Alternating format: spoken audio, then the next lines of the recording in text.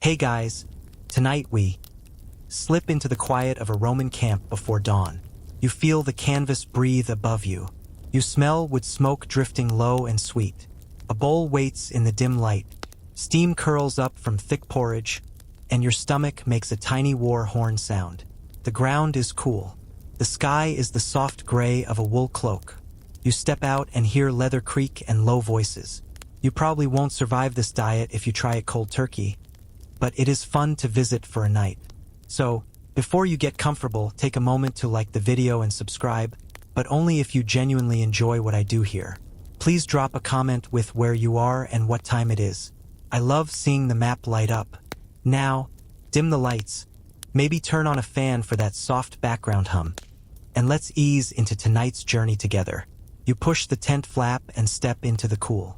Dawn brushes the ditch and rampart in pale blue. A few fires blink like sleepy eyes. Your breath shows in the air. You wrap your cloak tight.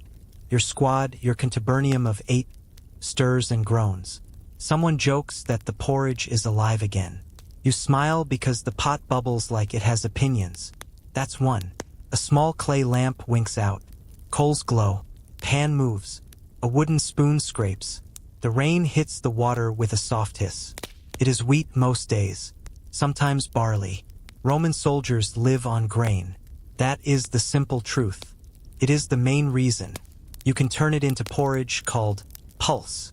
You can bake it. You can fry it flat. But this morning it is a thick, plain stew. Steam warms your face. Your eyes water from the smoke. You blink and call it chef seasoning. That's two. You hold the pot steady with your foot and stir. The spoon drags through the mix. It smells nutty. It smells like comfort and chores. Someone tosses in a pinch of salt. Someone adds a bay leaf from a tiny twist of cloth. You share little bits like this. A leaf here, a clove of garlic there. It is not much, yet it makes the bowl feel like a hug. You hear a distant trumpet practice a call. One high note, then a cough. Even the trumpet needs breakfast. A jug of water waits. You sip. Your lips feel chapped. A few men rub their hands. The air nips. The ground has a crust of frost. You tilt your head. You see a line of carts outside the rampart. Mules stomp. A dog sneezes. The camp wakes slowly and surely. This is the rhythm that keeps you steady. Fire, food, gear, then orders. A small sack of herbs sits near your bedroll. You lift the cloth and smell crushed coriander. There is a dusty, lemony note. If you are lucky, you get a pinch. If you are not, you still get warm. Warm wins. One guy swears a raw cabbage leaf before a drink keeps you clear and strong. He chews one now like a rabbit and grins. That old idea shows up in a farm book from the past. It is a quirky bit that clings to camps and kitchens. The spoon scrapes again. The porridge thickens. You add more water to prevent it from turning into glue. You taste. It is bland. It is also life. You blow on the spoon.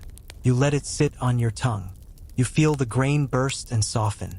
The second mouthful tastes better. Food works like that when you are cold. Your squad shares the jobs. 2 watch the fire. 1 measures grain. 1 minds the pot. 1 looks over the gear. 1 checks sandals. The last one tells a tale to keep the mood light. He says a man once cooked a pulse so tight he used it as armor. You shake your head. It is silly. It also makes you laugh. That's 3. You pass bowls around. The wooden rim is smooth from many meals. You hand a bowl to the recruit. He says thanks as if he's sorry to be hungry. You tap the rim and tell him to eat. The first spoonful lands. It is hot. It makes your chest feel like the morning sun. Your shoulders drop. Your jaw unclenches. For a moment, you think only of this bowl, this steam, this quiet. You tear a bit of yesterday's flatbread. You dip it. You taste the toast from the fire. It mixes with the grain. Simple things get rich when they meet. A few crumbs fall on your cloak. An ant will find them later and have its feast. A veteran points with his spoon. He says some camps use barely more. Some use wheat. It depends on supply. It depends on land and roads. Historians still argue whether legions leaned one way by rule or only by need. You nod. You do not see a rule sheet. You see a pot. You know what is in it today. You look around. The camp street is a straight line of ropes and pegs. Tents face a gap in the path. The fire pits sit in neat spots. You keep the camp tidy. A clean camp means fewer bugs and less sickness. That is a fact you learn fast. Food tastes better when flies stay away. A crow calls from the wall. Sounds like it needs coffee. Your squad shares a grin. The sound of spoons on bowls creates a soft, rhythmic beat. You eat slowly. You savor. You know the day will ask a lot. Marching, drills, guard, woodcutting, maybe ditch work. It is not heroic. It is steady, and steady wins wars more than songs do. You pinch a bit of dried herb into your bowl. You breathe it in, the smell lifts. You think of home. You think of fields and ovens and sun. You think of the first time you tried this mix. You were not sure then. Now it feels like the start of a plan.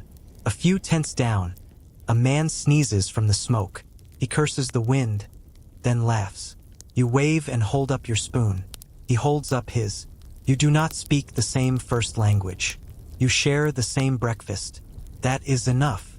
Someone pulls out a tiny amulet. It is a carved bone hand. He kisses it and tucks it under his shirt. He swears it keeps his belly calm. You have your little habits. You knock the spoon on the rim twice for luck before the last bite. These small rituals show up in every tent. They make the camp feel like a family in a complex world. You scrape the bowl. You get the last bit from the edge. You don't waste food. You also clean the pot quickly so it doesn't turn into cement. A bit of water, a twist of grass, a swipe with a rough cloth. The pot shines like a brave old soldier who still does the job. The sun lifts. The light turns gold. The camp softens in color and mood. The first jokes deepen. The smiles last longer. Your belly is warm. Your thoughts are slow and smooth. You are ready to move. Not rush. Move. You hear a whistle. Not the call yet. Just a note. Everyone listens. Everyone breathes. This is the slight pause between hunger and duty. It is the moment when a spoon is a shield. It is the moment when smoke writes quick lines in the air, and then they fade. You set your bowl aside. You pat your pocket for the tiny salt bag. You check your belt. You roll your shoulders. Your hands smell like smoke and grain. You take one more small sip of warm, cloudy liquid from the pot. You let it sit on your tongue. You swallow. You feel the day open like a gate. You squat by the gear pile and haul out the hand mill. It sits in a sack. The sack leaks a thin dust that smells like toast that forgot to be toast. You hug the weight to your chest. Your back sighs. The stones kiss your shins. They are colder than the ground. You walk it outside the tent and set it on a flat board. Your fingers tingle. Bread starts as sweat. You already feel the truth of that line. The mill is simple, 2 round stones. One sits still. One turns. A wooden peg runs through the middle. A short handle sticks out like a stubborn elbow. You pour a handful of dry wheat into the hole. The grains rattle. They sound like tiny bones in a rattled drum. You grin. The camp cat watches, tail flicking, like you might drop a mouse anytime now. You take the handle and push. The top stone rolls slowly. Gur, gur, gur. The sound feels old. Feels like rain on a clay roof. The first pass cracks the grains. Little golden chips spill from the edge. Your squad takes place, 2 grind. One feeds the hole. One holds the base still with both knees. The others shift to and from the water jug, the fire, and the stack of packs. You trade spots when the burn in your shoulder gets loud. One plain fact sits in the middle of this chore. Roman soldiers get most of their pay as grain. Not coin. Grain. The army issues raw wheat, not bread. You grind it yourself in your tent group. 8 men share this round stone. You feel the work in your hands. It makes sense after a while. Grain stores well. Bread goes bad. A camp can hold large quantities of food in a dry storage facility and keep everyone fed. You lean your weight and find the rhythm. Push, breathe, pull, breathe. Your forearms heat up, your palms sweat. Dust coats your knuckles. You taste the dust and find it sweet. You cough a little and laugh. Your body is now a kitchen tool. You are a walking food processor, but with more opinions and a nicer cloak. Joke 1. A small basket sits ready. It is your sieve. When you get a good pile, you pour the meal into the basket and shake. Fine flour rains into a bowl. Significant bits stay up top. You dump them back into the hole for one more lap. Porridge likes it coarse. Bread likes it fine. You choose by feel. No one measures with fancy cups. Your fingers do the math. Cart creaks by on the street. The mule snorts like a grumpy uncle. A clerk counts sacks, marks lines on a wax board, and ties a cord. The pay is based on the weight of your tent. A man with a scale rewards each group with a fair share. Historians still argue whether the standard soldier got about 3 Roman pounds of wheat each day or closer to a modius counted across a week. You shrug and keep the stone moving. You know what your belly says. It says keep grinding. You change hands. The handle feels like an old friend. It also feels like that old friend owes you money. Your shoulder thumps. You breathe slowly. You let the stone carry a little of the spin. You do not fight it. You steer like you guide a water jar on a hip. The sound deepens. The edge of the top disc warms under your palm. A clear ring of flour builds like a pale moon around the mill. The tent mate across from you hums a low tune. Keeps time. He cannot hold a note to save his life. He tries anyway. You join the easy parts. You spin through a chorus and realize the stone turns smoother. Songs are tools too. That may be why you hear so many work songs all over the world. One little voice can make a heavy thing feel lighter for a breath. Look closely at the stone. Tiny pecks rough up the face. You make those when the grind slows down. You call it dressing the stone. You do it with a chisel if you have one. You do it with a nail if you do not. You give the stone a new bite. The grip returns. The flour grows soft again. It smells warm and rich. It smells like home wants to happen. Your squadmate brings over a fist of barley and tosses it in with the wheat. He claims it improves the flour's behavior in steam. He winks. You let it slide. A particular mix was standard when the supply became irregular. The army liked wheat. The land offered what it could. On calmer days, large mills used by prominent forts had donkeys to help spin the stones. On the march, you and your round friend do the job. Fact meets muscle and the bread wins. You hold up your palm. A small blister shows at the base of your thumb. You rub a dab of oil on it. You wrap a strip of cloth. The wrap looks silly. It helps. You grin and call it your brave bandage. The others nod. Everyone knows the grind fights back. The grind puts grit in the flour, too. Little bits of stone are shaved off the face. People who eat this kind of bread all their lives have teeth with a lot of wear. Archaeologists see that in old jaws, the bread bites you back. Joke 2. You swap again. The new guy pushes. He groans loudly on purpose. He acts like the mill is a wild boar. He grunts when it squeaks. He cheers when it hushes. You clap once, as if it were a show. A calm show. It gets a smile out of the old veteran who pretends he never smiles. It is good to be silly when the task is dull. It makes the clock bend. You peek at the pile you have made. Enough for porridge. Enough for a few flat rounds later if time allows. You think of the path from seed to bowl. A plow scratched the soil. A farmer fed a seed to the earth. Sun and rain grew a wave of gold. A harvest dance and a shout. A mill by the river. A cart. A fort store. A sack. A tent. Your hands. Then your bowl. The line is long. Your part is small and heavy. The small and heavy parts keep the world from falling over. A raven lands by the ditch and tilts its head. Its eyes are grain-like, as if it has a plan. You toss a chip far away as a bribe. It hops after it. You whisper that you will share the sweepings later. Even birds can be part of this kitchen. You pause to shake out your shoulders. You stretch your arms. You roll your neck. Your joints crack like dry twigs. You look down at your legs. Dust has drawn pale lines on your skin like a map. Your knees are islands. Your shins are rivers. You laugh. You say your body is now an atlas of flour. Joke 3. A centurion walks past with his vine staff. He glances at the work. He nods once. He likes tidy piles and busy hands. He knows a fed squad is a calm squad. That is the sort of command that keeps a camp steady. It is not grand. It is just true. You wipe the rim clean so the stones do not jam. You add a last handful of grain and let the wheel finish out. The sound slows. The scrape softens. Silence settles in the gap. Your breathing creates small clouds in the cool air. You feel the quiet circle around the mill. Feels like the end of a small song. You lift the top stone with both hands and set it aside. You brush the base clear. You tip the last flour into the bowl. The bowl resembles a slight snowdrift. You dip a finger and taste. Sweet, nutty, warm, alive. You hold the bowl near your face and breathe it in like it is a warm scarf. You wrap the stones in the sack and tie them with a cord. You stash them by the tent pole. You will carry them when the unit moves. That's another reason people call you a mule. You take the name with a grin. You are strong. You are stubborn. You carry what feeds you. You rinse your hands in a small bowl. The water turns cloudy and then milky. You splash your face. You blink. Your skin feels tight as it dries. You reach for your cloak and shake off dust. You think of the meal ahead and the fire.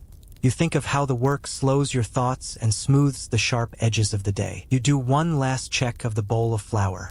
You lay a cloth over it to keep bugs out. You tuck the edge under the rim. You set it near the fire to keep it dry. The cat sneaks back and sits by it like a guard. You salute the cat. It ignores you. Of course it does. The morning moves on, the camp hums. Your arms are warm and loose now. Your belly remembers porridge steam. Your shoulders remember stone and duty. You breathe. You smile. You feel ready for the next step, whatever it asks of your hands. You heft the water jug and walk to the camp well. The rope creaks. A bucket rises, wet and dripping. Cold beads chase each other down the wood. You pour into your jug and watch tiny bits of grit spin and settle like snow in a shaken globe.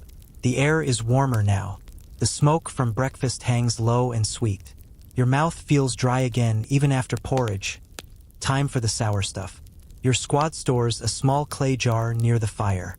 It wears a wax plug and a stray bit of twine. Inside waits vinegar. Not fancy, just wine that went past its happy hour. You pull the plug. A sharp scent pops out and taps your nose like a drill sergeant. Your eyes water. You smile. That is the smell of safety. You tip a splash into the water jug. Then another. You do not measure with numbers. You measure with the nose. You swirl the jug and sniff. You want a clean bite, not a face melter. When it smells like rain on metal and makes your lips want to whistle, it is ready. Someone passes a pinch of salt. You toss it in. You give the jug one more slow roll.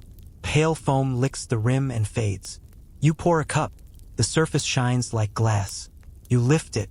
The scent wakes your brain faster than the morning trumpet. You take a sip. Your tongue snaps to attention, your mouth floods. Your shoulders relax. The sour cuts through dust and smoke and whatever the water picked up on its trip here. It tastes like lemonade hired a drill coach. Joke 1. This has a simple core truth. Roman soldiers drink pasca, water mixed with sour wine vinegar. It is a standard drink in camps and on the march. Vinegar comes in the ration. You mix it with whatever water you can draw, find, or beg. The acid helps. It drops the pH. It scolds many of the small organisms in the water that try to make you sick. It also makes stale water taste like a plan instead of a mistake. You pass the cup to a friend. He sighs and then grins like he remembers a joke. He wets his lips and says the old line, "Better safe than sorry." He is not wrong. You fill your small flask next. The leather smells like the sun and sweat. It gurgles as it drinks. You pat the side like it's an old mule. It will ride your belt all day. It will save you when dust gets thick and the sun climbs high. You tear off a corner of yesterday's hard bread. You dunk it in your pasca. You hold it up to your eye. The bread goes glossy and soft. It is like watching a stone turn into a pillow. You take a bite. The sour wakes up the wheat. Your jaw thanks you. This trick is everywhere. A long march makes buxalatum hard as a shield. A dip in pasca turns it kind again. You think of a small trick on cold nights. Some men warm pasca by the coals. They add a pinch of pepper. The steam smells sharp and cozy. Tickles your nose and chest. It is not fancy wine with herbs and honey. It is comfort made from what you have. A little heat makes the sour feel like a hug with elbows. You take another sip and swish it in your mouth. Vinegar helps keep the mouth clean. It scrubs the taste of smoke and old bread. Kicks bad breath down the road. It also shows up in odd places. A latrine bucket holds vinegar water to rinse the camp sponges. You are very, very glad it does.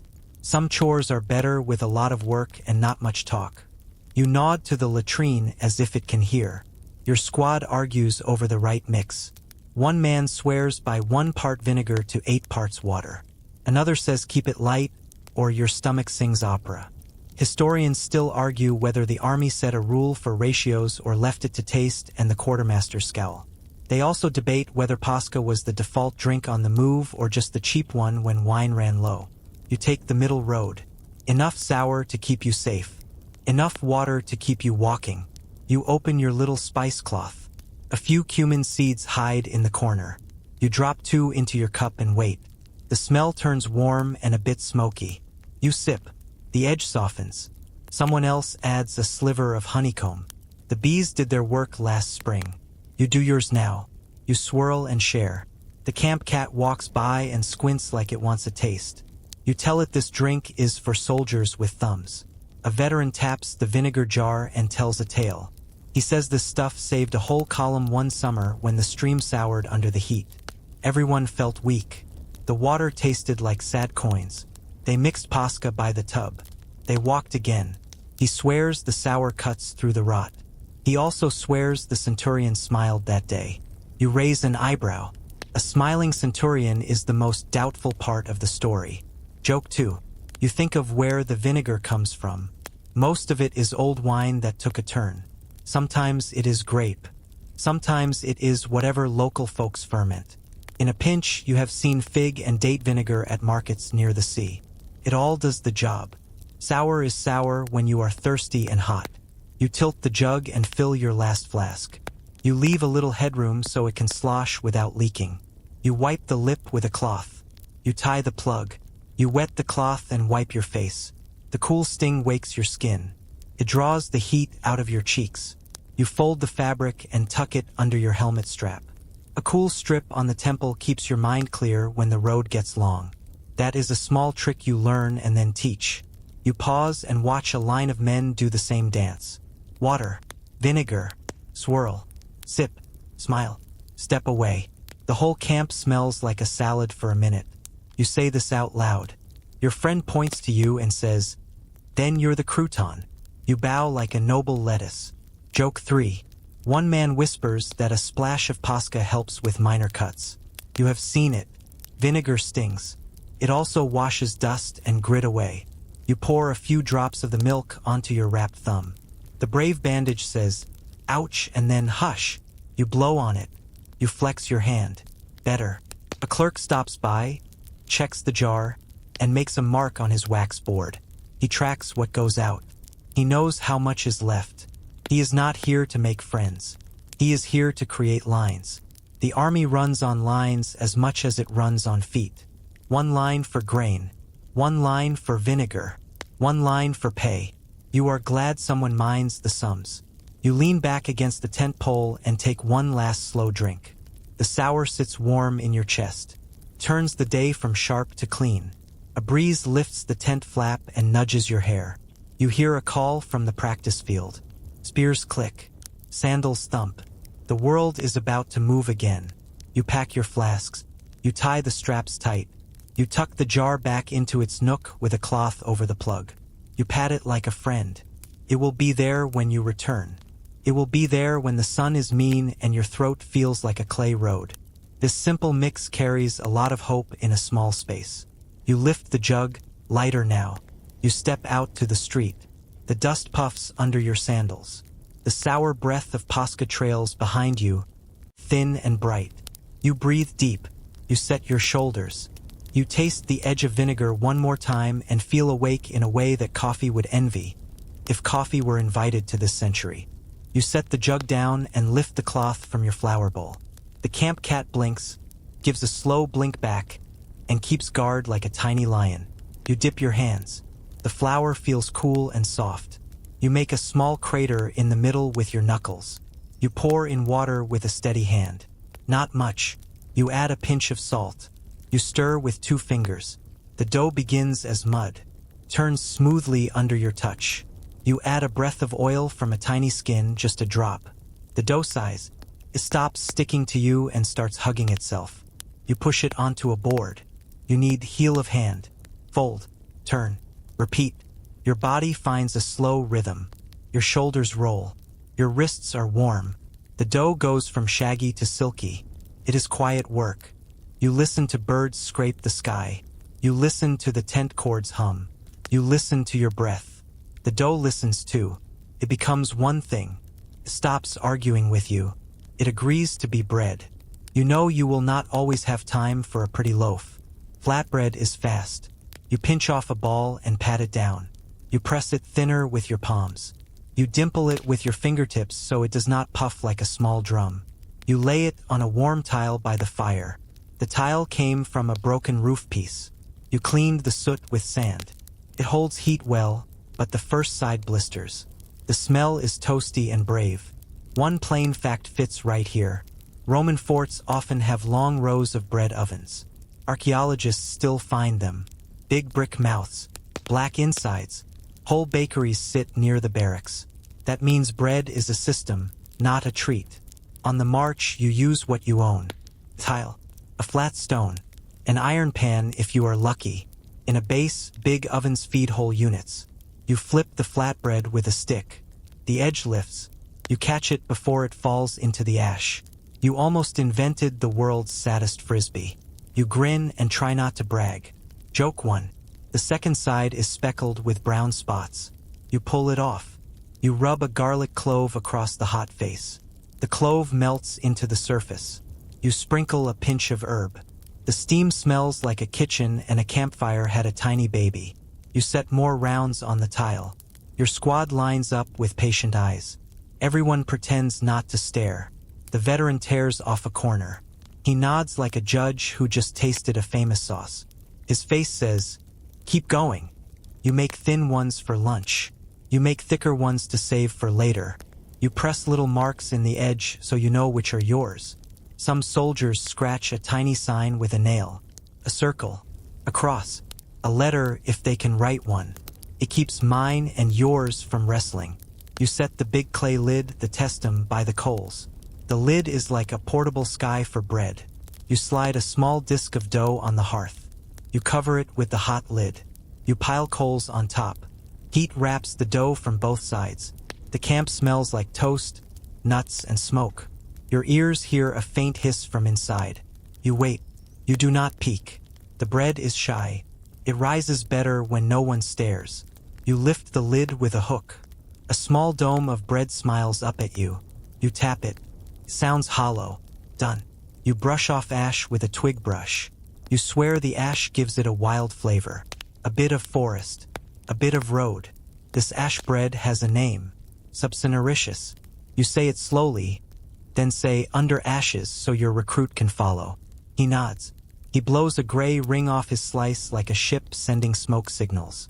You shape some dough into long, thin bars. These will be hard bread. They will last. Buxalatum. You press them flat with a stick and poke them with a point to make them dry clean. You bake them slow and low until the edges turn pale gold. Then you set them on a wicker tray by the warm pit. They finish under the air. They turn firm. They feel like stubborn wood. You knock one on the board. Clicks. Your lawyer files a complaint in advance. Joke 2. This hard stuff matters. Soldiers carry it for days. It is light for its calories. You eat it plain when you must. You soften it in pasca or soup whenever possible. The sour slips inside and wakes it up. Some say break it into small bits and throw it in a pot with greens and fat. Thickens the mix like magic. Historians still argue whether buxalatum is always twice baked like hardtack or sometimes just a dried bread that skipped the second fire. They also say whether the army issued it ready-made on some campaigns or left it to you. You shrug and keep poking holes. You live in the make-it-work part of history. A whisper of a cork floats around the tent lines. A few old hands carry a tiny lump of yesterday's dough in a jar. They call it the mother. They pinch a bit of new flour. It sours and rises fast. It makes a softer crumb. They feed it with water on a beautiful day. They tuck it near the coals when the night is cold. They talk to it as if it were a sleeping pet. Is that science? Is that luck? Maybe both. Either way, you smile when the loaf lifts on its own. You score a thick round with a knife. 3 lines cross in the middle. The cuts let steam escape. They also give you easy break points when you share. You set the round under the testum. The lid takes a blanket of coals. You sweep ash like a tiny snowstorm. You wait. The wind shifts. Smoke slips under your cloak and draws a tear. You do not mind. Smoke means bread, and bread means calm. You lift the lid again. The loaf is brown and proud. You knock on the bottom. Hollow. You rest it on a stick so air can move under it. It cools. The crust crackles as it breathes out heat. The sound is small and happy. You feel that sound in your chest. You slice the first piece thin. The crumb is tight but soft. You smear a tiny line of oil across it with your finger. You add a pinch of salt from your pocket. It tastes like the work you did this morning decided to sing. Your friend rubs a little honey over his slice. The bees are far from here. Their gift is not. You bite your lip and pretend you do not care. He winks and breaks you off a corner. Sweet meets warm bread. The day glows for a moment. You line up the hard biscuits on the tray. You tie them in a cloth. You stash them high so mice cannot plan a party. You tuck 2 into your belt pouch. The pouch already holds a few nuts and a curl of cheese. You are the kind of person who likes to be ready. Your future self says thanks. You make 1 more pan of flatbread, but this time you brush it with a small amount of a special mix. Vinegar from the jar, a dribble of oil, a broken bit of garlic. You whisk with a twig. You paint the top. The bread hisses when the mixture comes into contact with the heat. The smell is sharp and rich at once. You make the second one the same. You stack them.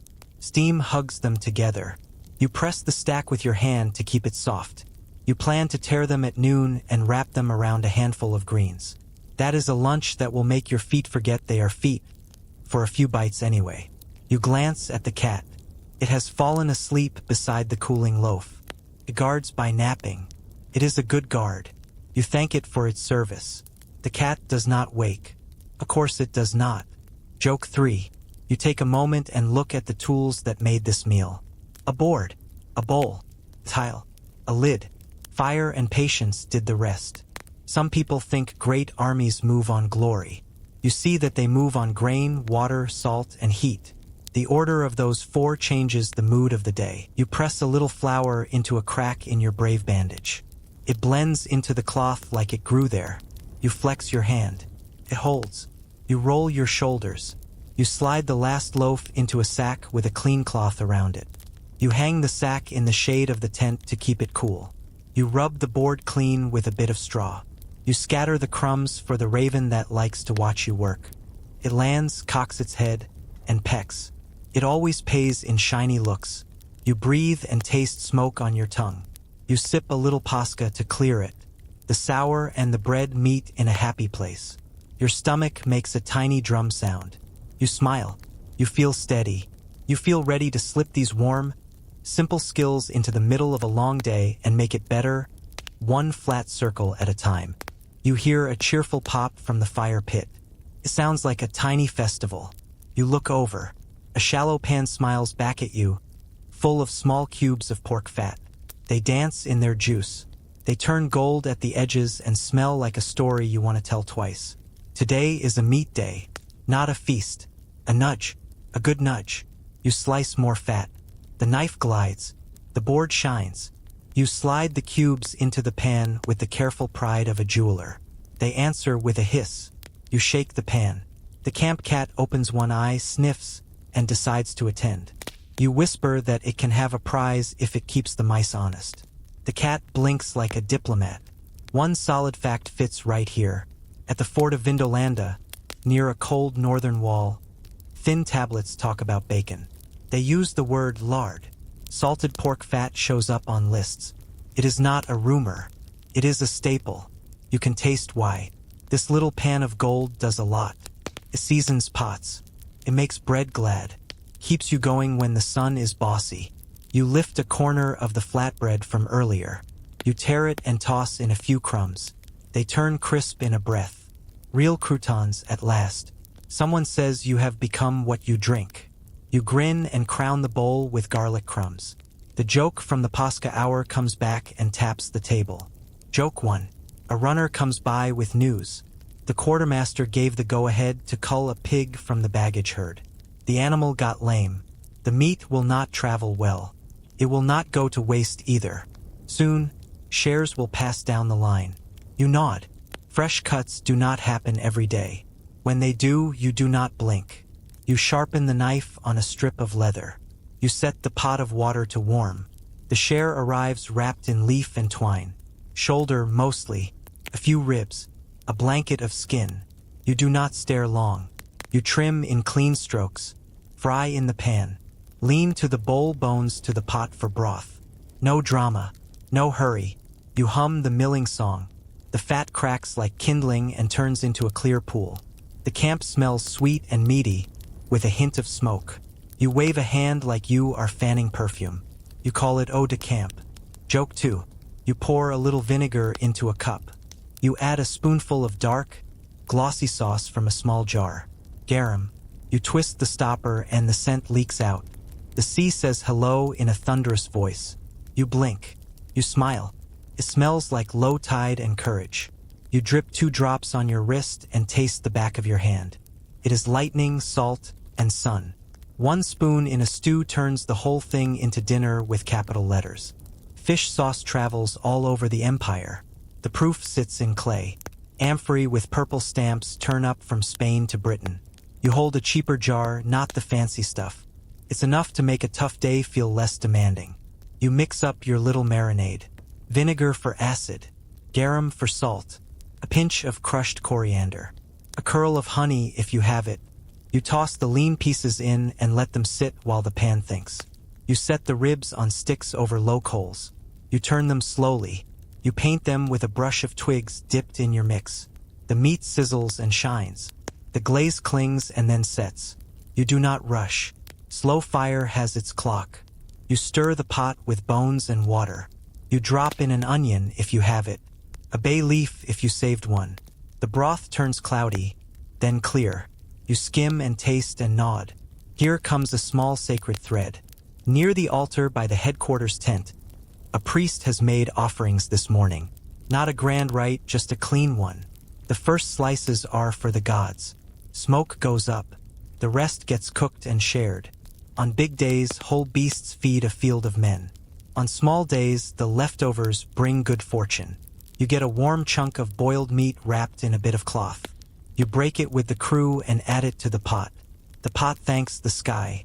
Historians still argue whether ordinary soldiers got regular meat from such rites or mostly watched the smoke and smelled the hope.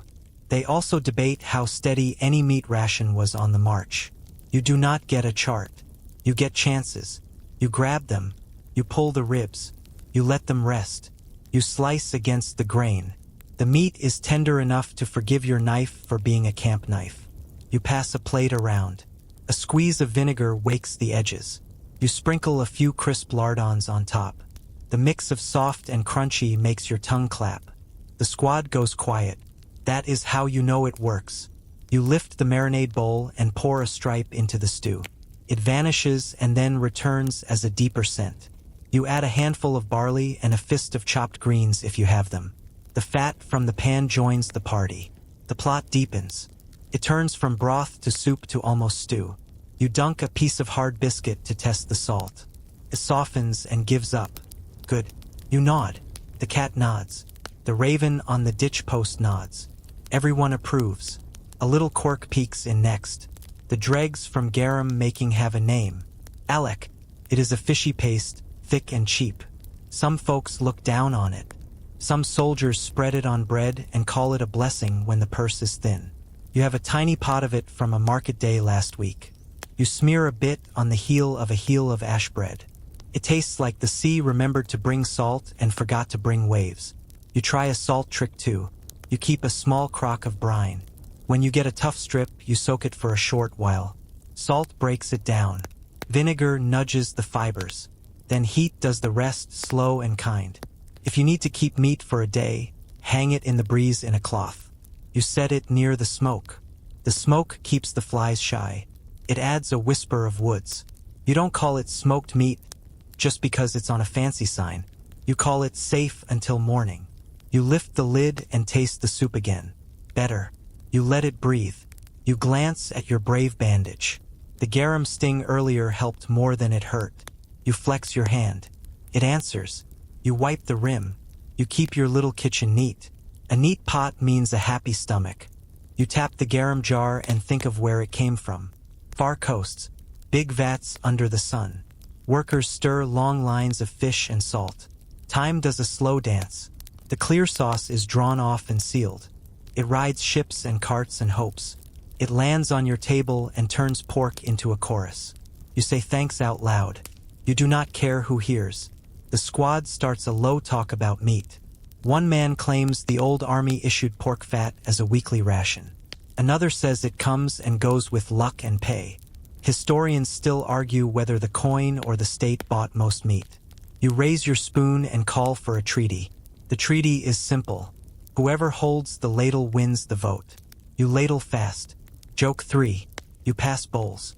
Steam curls up and warms faces. A lardon winks from each bowl like a tiny golden boat. You set the ribs in the middle with a sprig of green on top. The veteran takes one and sucks it clean with joy but also manners. He taps the plate once to say thanks. You tear a flatbread and swipe the plate. You taste smoke, salt, and a sweet edge from the honey. You lean back against a pack. Your eyes close for one slow blink. You open them and set aside a small bit for later. You know how a long day slides. A nibble at dusk can save a mood. You also save a little fat in a jar. It will fry onions tomorrow. It will brush a loaf. It will make a thin soup feel important. You tuck it by the flour bowl and cover it with a cloth. The cat sits on the fabric. Of course it does. You rinse the pan with hot water and a twist of straw. You dry it over the coals. You sniff the air like a fox. You can still smell the sea, the smoke, and the pig. You can still hear the pop of fat in your memory. You smile. You stretch your shoulders. You feel the soft weight of a good meal settle into its work. You stand. You breathe. The day can try what it likes. Your belly is on your side. You set the ladle down and reach for a cabbage. It sits like a green helmet on the board. Your knife slips in. Leaves sigh apart. Clean, peppery smell rises. You slice thin. Ribbons pile up. They glow pale like river reeds. You tip them into a bowl. You add a curl of onion and a thumb of leek. The leek shows rings like 3 years. You wash sand from the layers. Grit has no seat at your table. You mix a quick dressing. Vinegar from the jar. A breath of oil. A spoonful of garum. You whisk with a twig. The sauce turns silky and shiny. You pour it over the cabbage, onion, and leek. You toss with your hands. The bowl crackles. The scent wakes the air. Simple plants become dinner. You grin. Fish sauce just made a salad feel like it knows poetry. Joke 1. You set a pot by the coals. You add water, a bay leaf, and a few leek tops. Green steam drifts. You drop in cubes of turnip. They clink like little stones. You slice a beetroot. It blushes on the board. You throw in beet greens, too. Nothing is wasted if heat can help it sing. The pot hums. You skim with a wooden spoon. You add a pinch of salt. You taste. It is sweet and earthy and kind. One plain truth walks in here. Forts on the frontiers leave plant clues.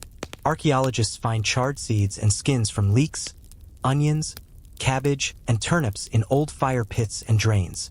The greens travel with soldiers. They grow near towns. They sit on market stalls by the fort. They end in pots like yours. You picture hands like yours pulling the same leaves. Long ago, by another ditch and wall. You send 2 of your squad outside the gate with baskets. They have a pass and a sharp eye. They walk the verge of the road, not the fields. You do not steal from farms. You glean from edges. They return with a soft haul. Sorrel leaves are shaped like little hearts. Chickweed, tender and bright. Wild mustard with a tickle in the nose. A handful of young nettles handled with care. Cloaks over hands. You set the nettles in a bowl. You pour hot water over them. The sting hides. The leaves go emerald. They smell like spring after rain. You chop the sorrel. It smells like apples without the sugar. You drop it into the stewing pot at the end.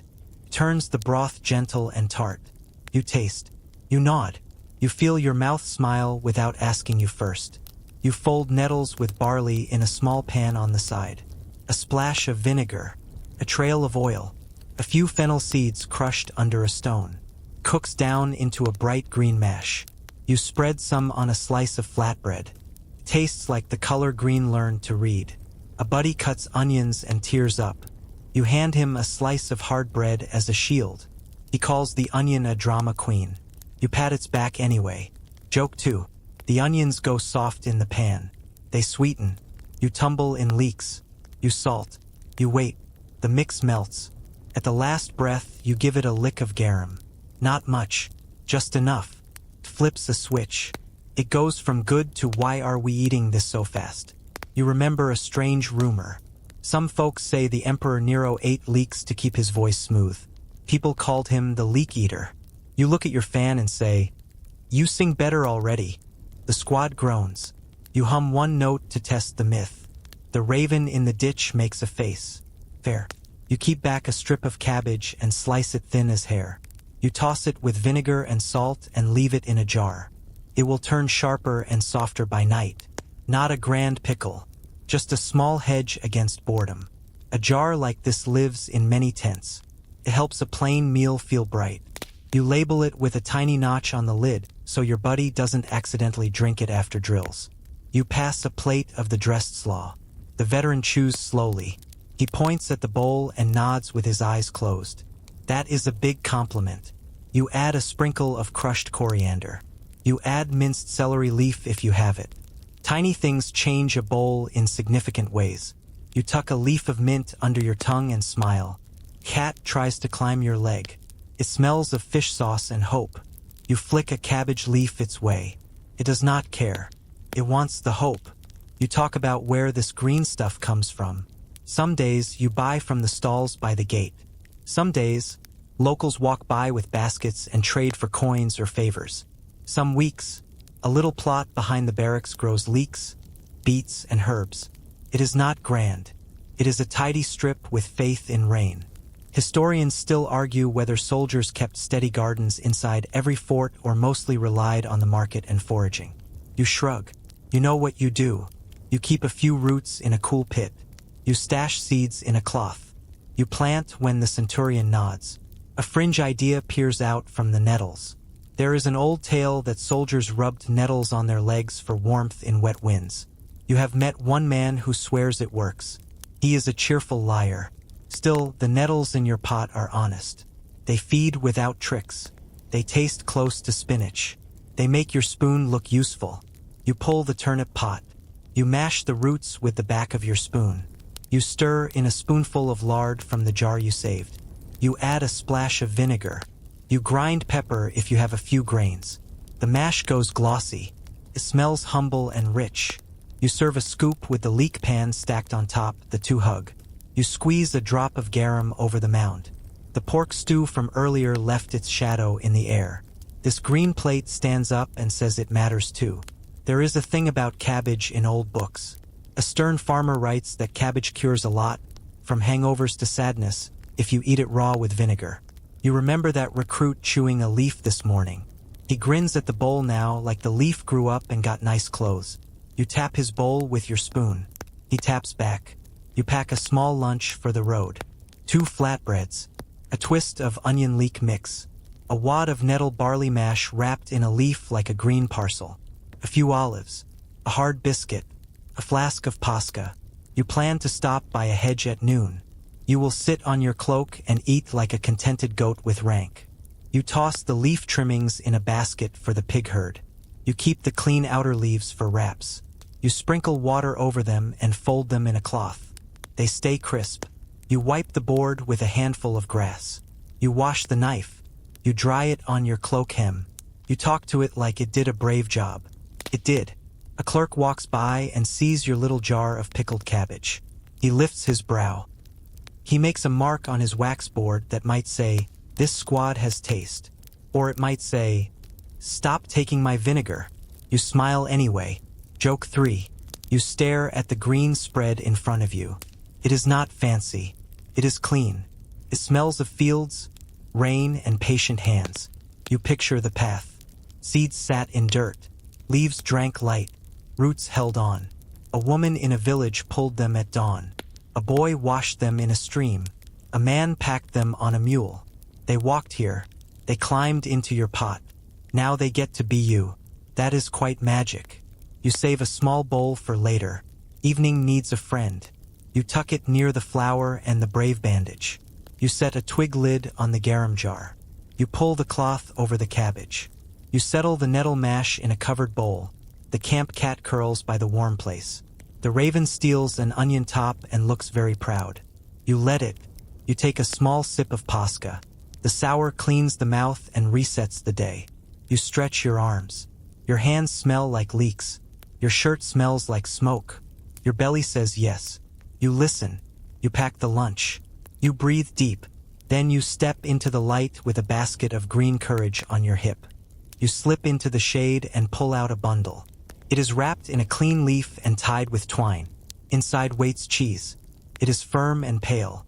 It smells like milk and salt and a sunny hillside. You set it on the board. You cut a thick wedge. Crumbles just a little. Your knife shines with fat. You lick the edge. You nod. This is the quiet kind of joy. You hold up the piece. Caseus, you say. The word is round and kind. One plain fact sits here. Cheese shows up on supply notes from forts.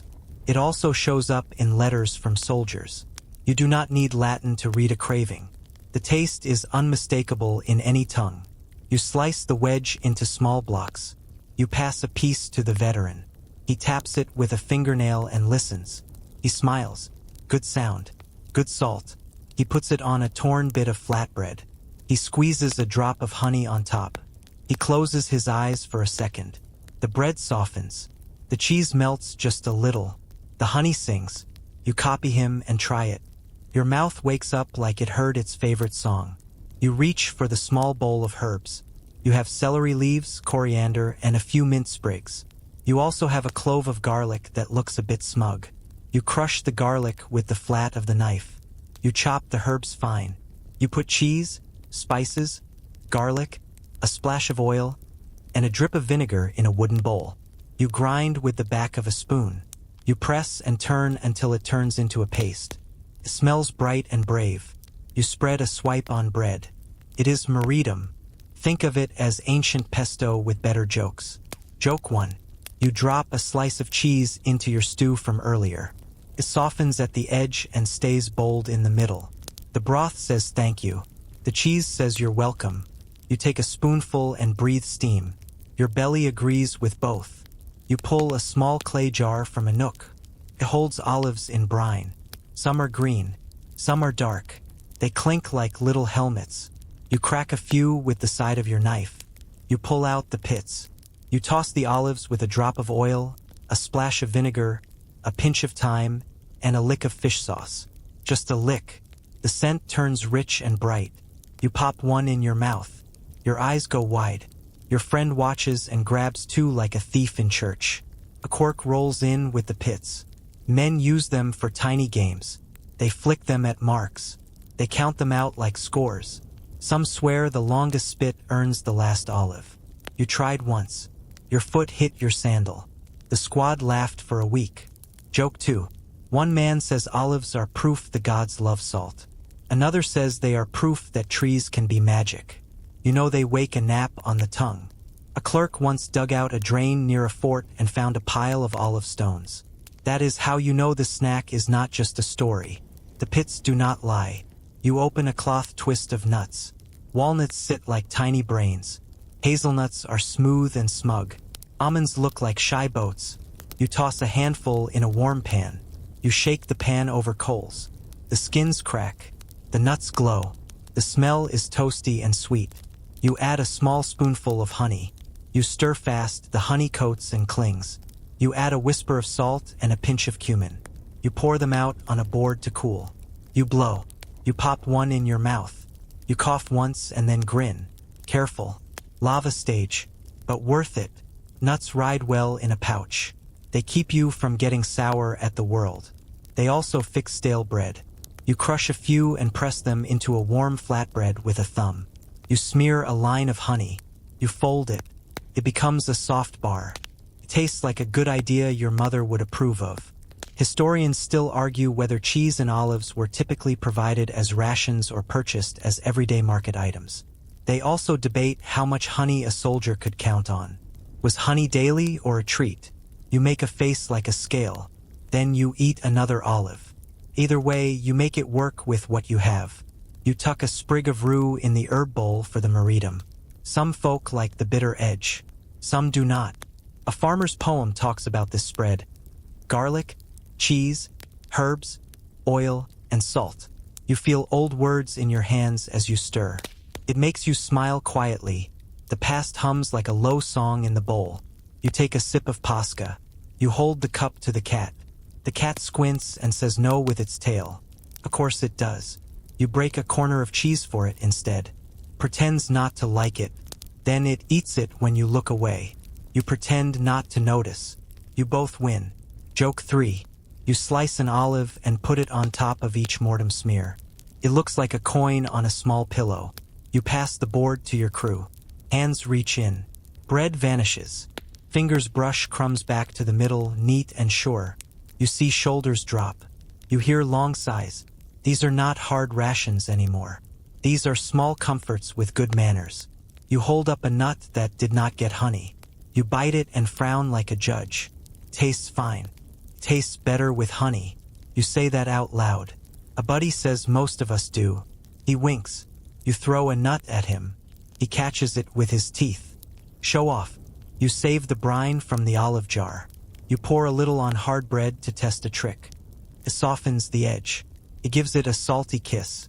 You break it into the cabbage jar from earlier. The pickles will have a new friend. You mark the lid with 2 notches now. If someone drinks this by mistake, they will be very awake. You pack the rest of the cheese in a leaf. You rub a drop of oil on the cut face to keep it from drying out. You wrap it tight and tie it. You put the olives back in their bath. You dust the honey nut board clean and lick the last golden line. You wipe your mouth with the back of your hand and taste smoke and sweetness. It feels like a holiday you can carry. You talk with the squad about cheese. Goat or sheep? Hard or soft? The veteran says he once had a soft goat cheese near the sea.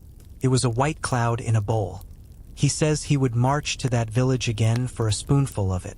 Someone else says a hard cheese travels best. Keeps. It fights back when you cut it.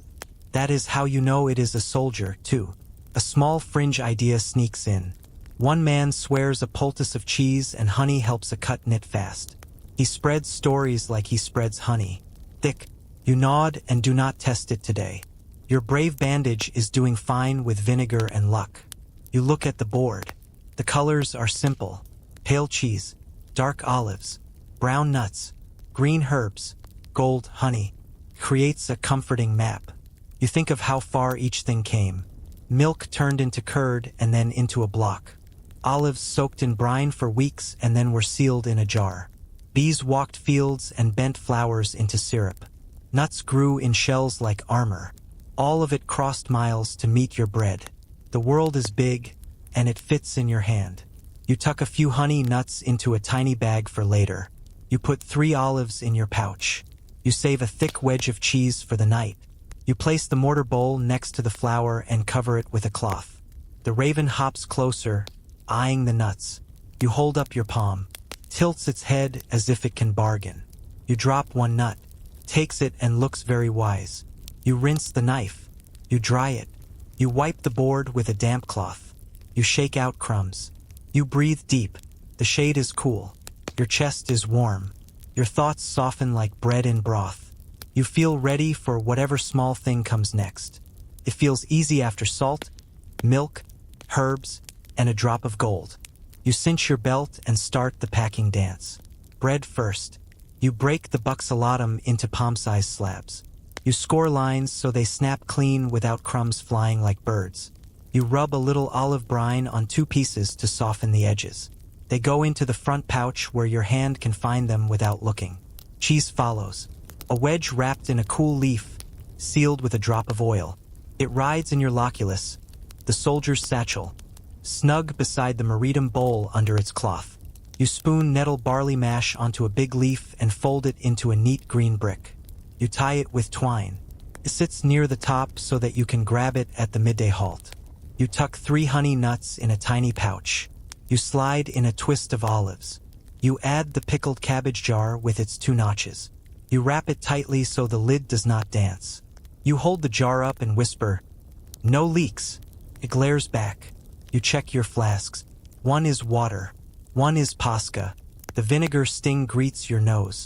You dip a strip of cloth in the pasca and tuck it under your helmet strap for a cool effect. A small jar of fish sauce rides in a sock, because you have learned the hard way that garum will perfume your world for days if it escapes. Smelling like a titapool is not the worst fate, but your tent mates vote no. Joke 1. You lash the bundle to your carrying pole, the furka. The pole sits on your shoulder at an easy angle. This is the sarcina, your load. 1 plain fact lands heavily here. Roman soldiers earn the nickname Marius Mules. After reforms, you carry your kit yourself, tools, rations, spare shoes, and the little kitchen. It makes you slower at bragging and faster at camp. Your squad forms up while the drum taps a calm beat. The standard flutters. You shoulder the pole. You start to walk. The road is dry and flat. Milestones stand like silent shepherds every 1,000 paces. You set your step to the line of backs in front of you. Sandals whisper. Shields clink. You breathe on a count. For in, for out. It brings your mind into your feet. You learn sly ways to eat without breaking stride. You keep 1 slab of hard bread tucked between your cloak fold and chest. Body heat makes it kinder. When the centurion points and gives the small hand sign for march easy, you pinch off a bite. You hold it in your cheek. You soften it with pasca. You chew when your foot hits the ground. You swallow when the other foot takes the weight. It is a moving rhythm like a soft drum. The rank shares food in a quiet flow. 1 man passes a split fig down the line. Another hand back an olive. The veteran flicks a honey nut at your palm with the aim of a temple slinger. You nod and keep step. You do not stop to thank him. You speak with your eyebrows. Soldiers talk a lot with their eyebrows. You dab meritum on a slice of bread and fold it like a tiny book. You bite. Garlic and herbs wake you. Cheese steadies you. A swallow of pasca keeps the dust shy. You tuck the rest back under your cloak. You do not wave the food around. You keep your arms still. The column is a river. You do not want to be the rock. A slight quirk slips in here. Some soldiers swear by a trick with a pebble. They keep a smooth stone in the mouth on long hauls. It makes spit. Tricks thirst. It may help. Perhaps it could be a story that feels helpful. You try it for a mile.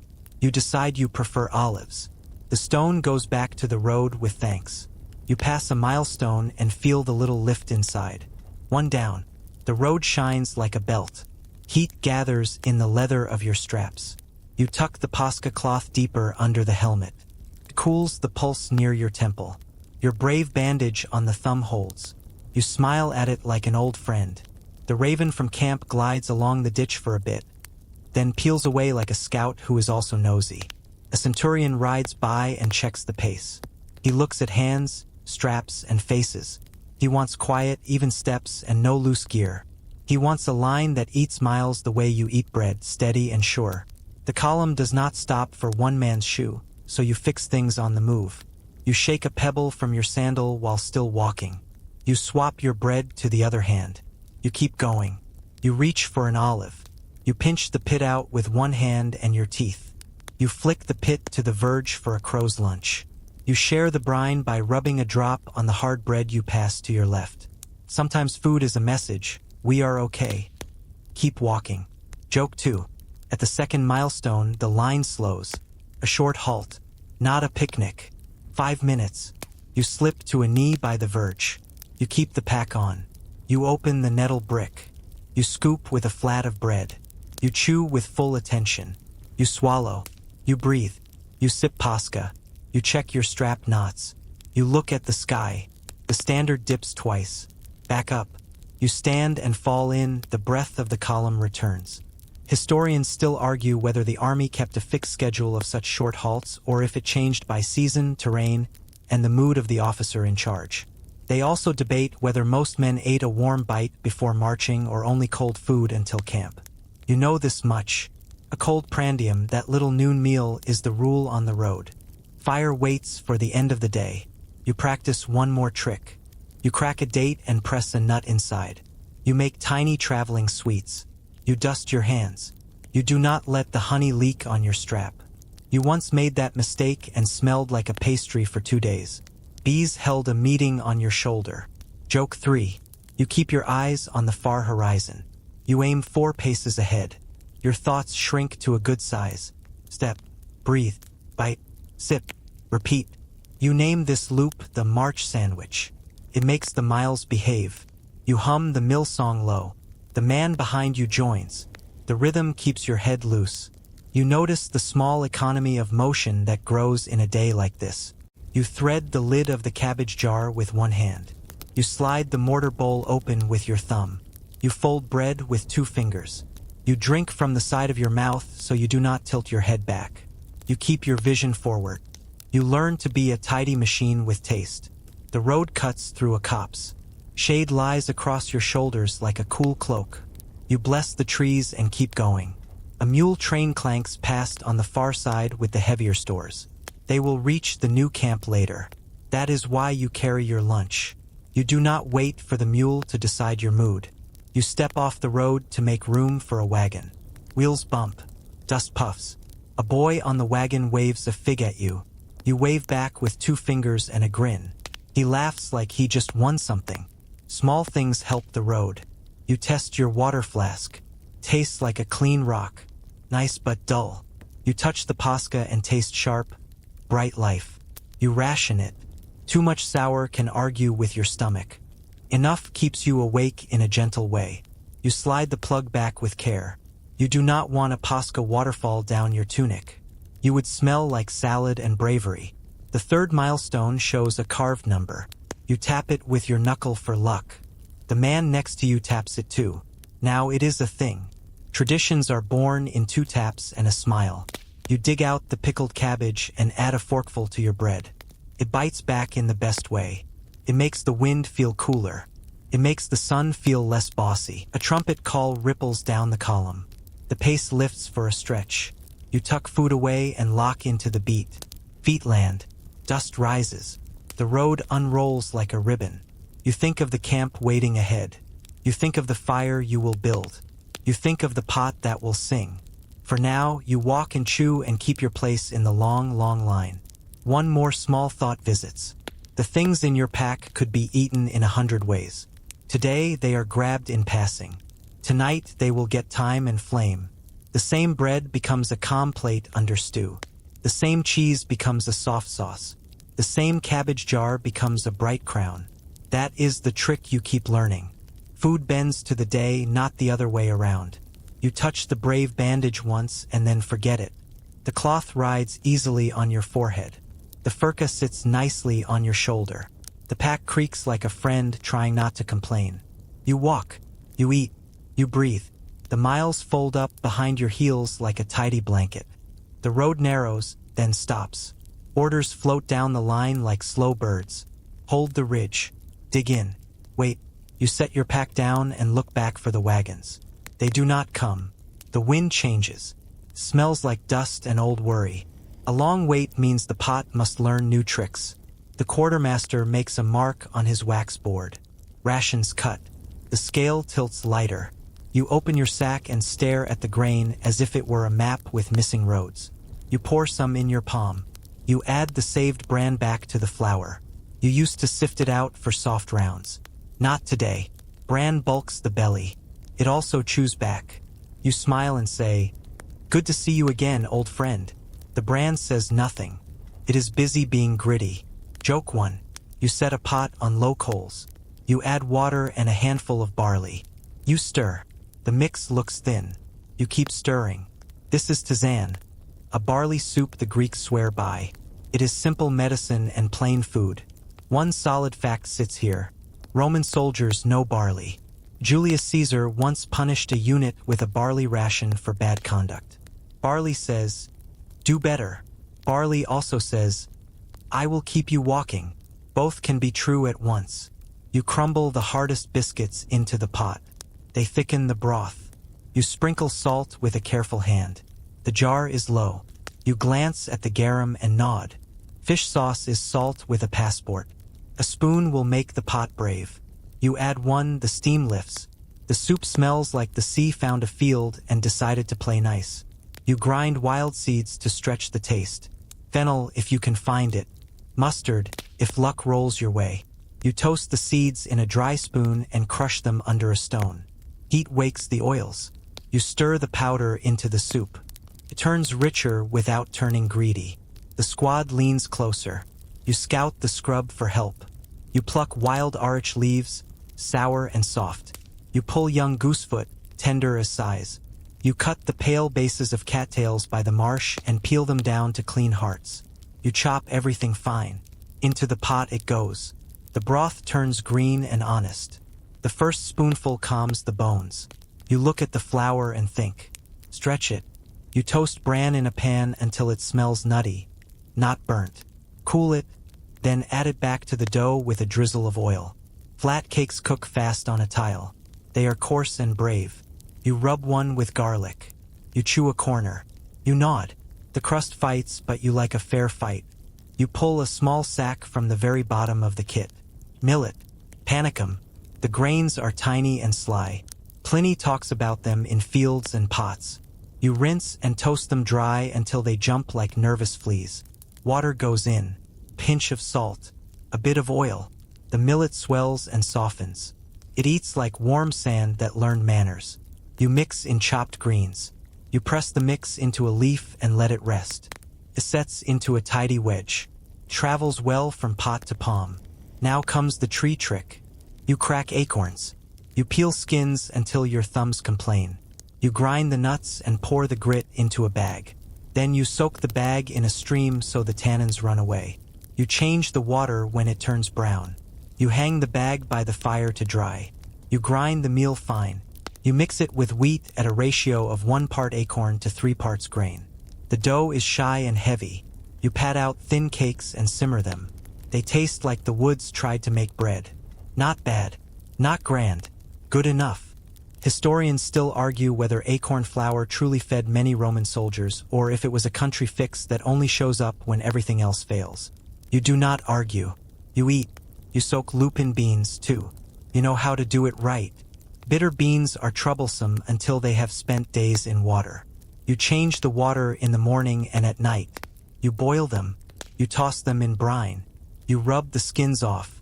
At last, the beans turn mild. A bowl of lupins sits like a yellow sun on the ground. You sprinkle cumin and a drip of oil.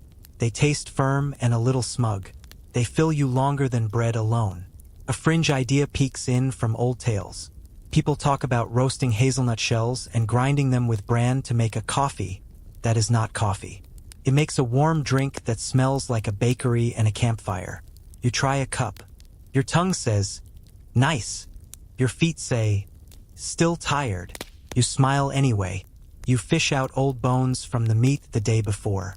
You crack them with a stone, slow and actual. You drop them into water and let them simmer on low heat for hours. The broth turns deep and kind. You sip from a wooden cup. It lines your insides with a soft coat.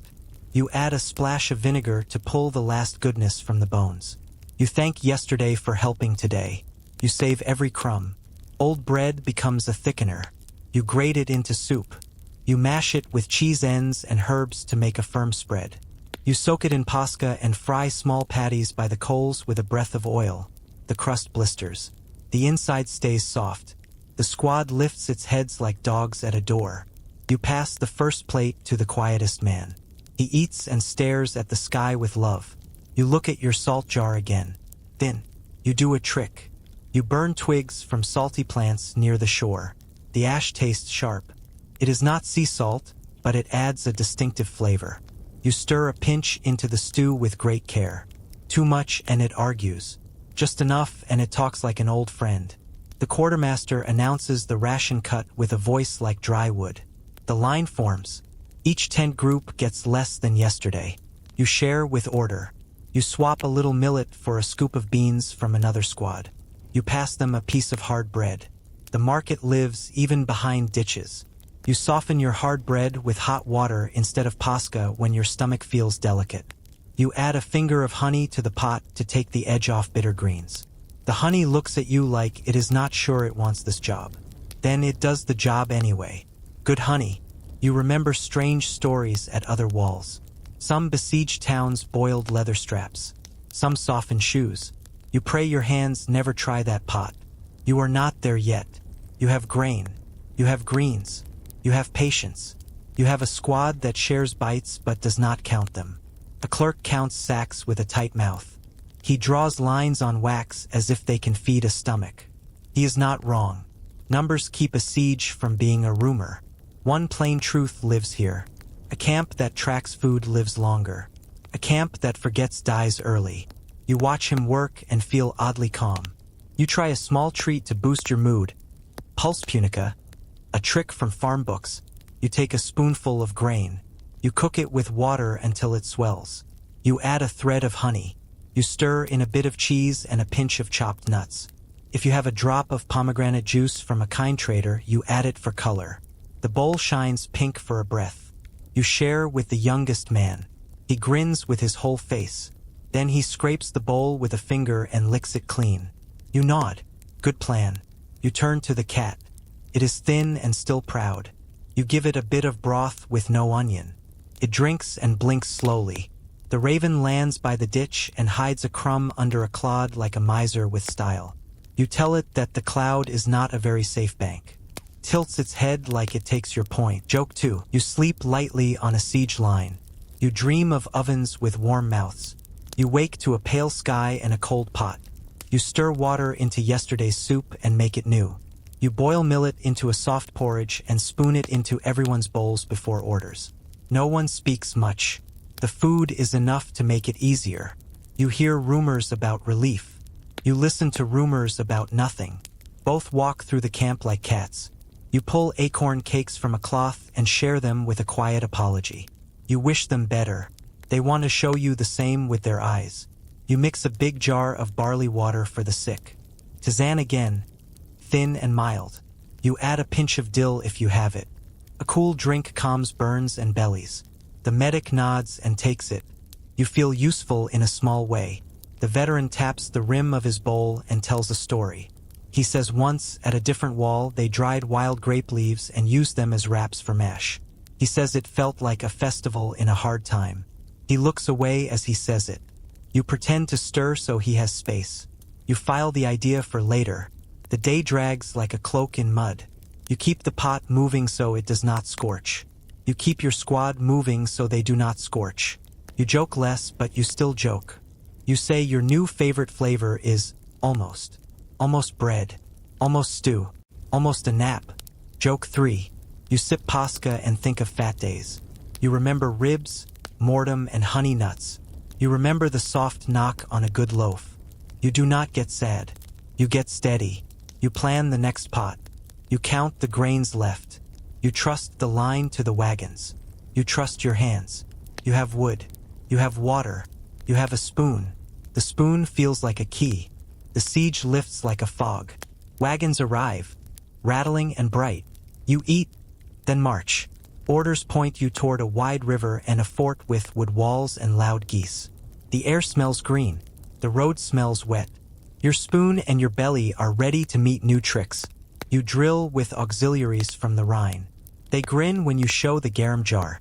They grin wider when they show you a leather skin that sloshes like a pond. Beer. Cervigia. You taste it. It is soft, bready, and a little sour. It feels like bread decided to go dancing. One plain fact stands out here. In the western provinces, people drink beer as well as wine. Roman writers say so. Soldiers posted here learn fast. You cook with it, too.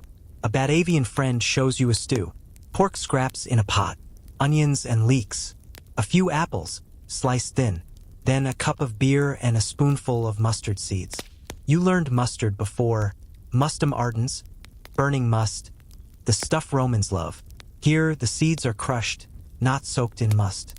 You stir. The beer foams and then calms.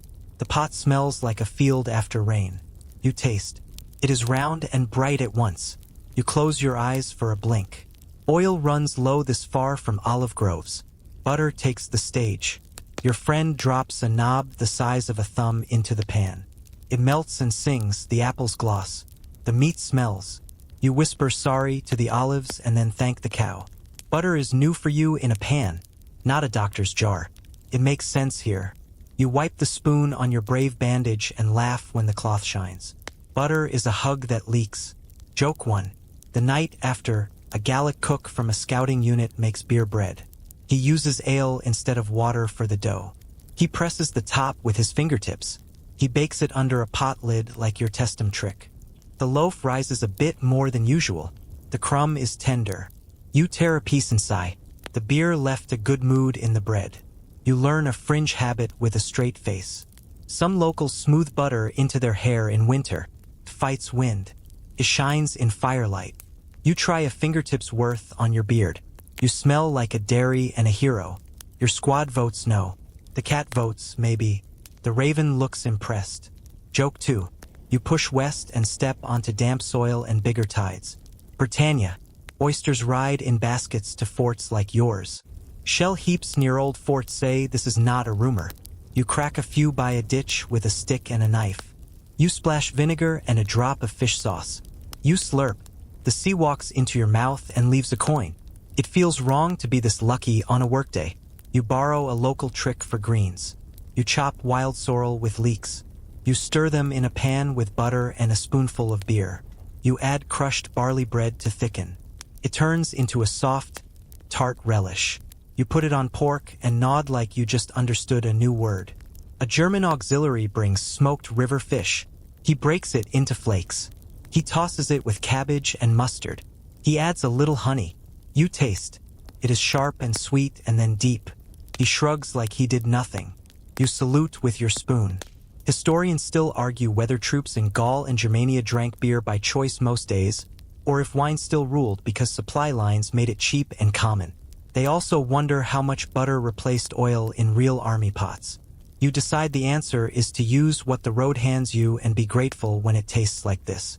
You head the other way next, south and far, on a hot posting along a lazy green ribbon. The Nile moves like a giant snake that forgot to rush. Egypt folds you in heat and dust and color. Bread here is often emmer, not your usual wheat. The loaves are round and scored and sometimes stamped with pretty marks. You trade flour with a guard from a canal gate. He shows you how to get a good rise with a bit of old dough and a warm wall. You tuck the mother jar close to your coals again. You speak to it like an old friend. He pours you a cup of beer, Zytham, thick and sour. There is no wine. It is also very alive. You take a sip and feel your mouth wake up. A straightforward fact sits here. Egyptians brew beer, a lot. Workers and soldiers drink it. You can chew some of it. You do not complain. He teaches you a bean pot. Broad beans, fava. Onions, cumin, coriander. Use oil if available, butter if not, and fat if neither. He mashes half the beans and leaves half whole. He squeezes in a bit of sour from pickled lemons if someone's aunt is kind. You tear bread and dip. Tastes earthy, warm, and clean. It makes your feet forget the heat for a moment. You crush sesame with salt and coriander on a flat stone. You toast the mix a little. You dip bread in oil and press it in the seeds. Crunches and sings. You call it the sand that loves you. He laughs and adds walnuts when he has them. You put a little in a jar for the march. Keeps you happy between milestones. Dates show up like miniature suns. You chop them and fold them into barley porridge with nuts and a ribbon of defrutum. The boiled grape must you learned back home. The porridge turns shiny and proud. You squeeze a date stone, save it for the raven, then think better and hand it to the cat. The cat bats it under a chest like a tiny soccer star. Joke 3. Fish here dry into strips that smell bold. You shred a little into stew and then tame it with coriander and leeks. You drizzle just a breath of vinegar. The stew goes from loud to interesting. You add a handful of leafy tops from garlic and onions because Egypt grows those like the Nile grows stories. You notice how the pots change with the river. Clay is different.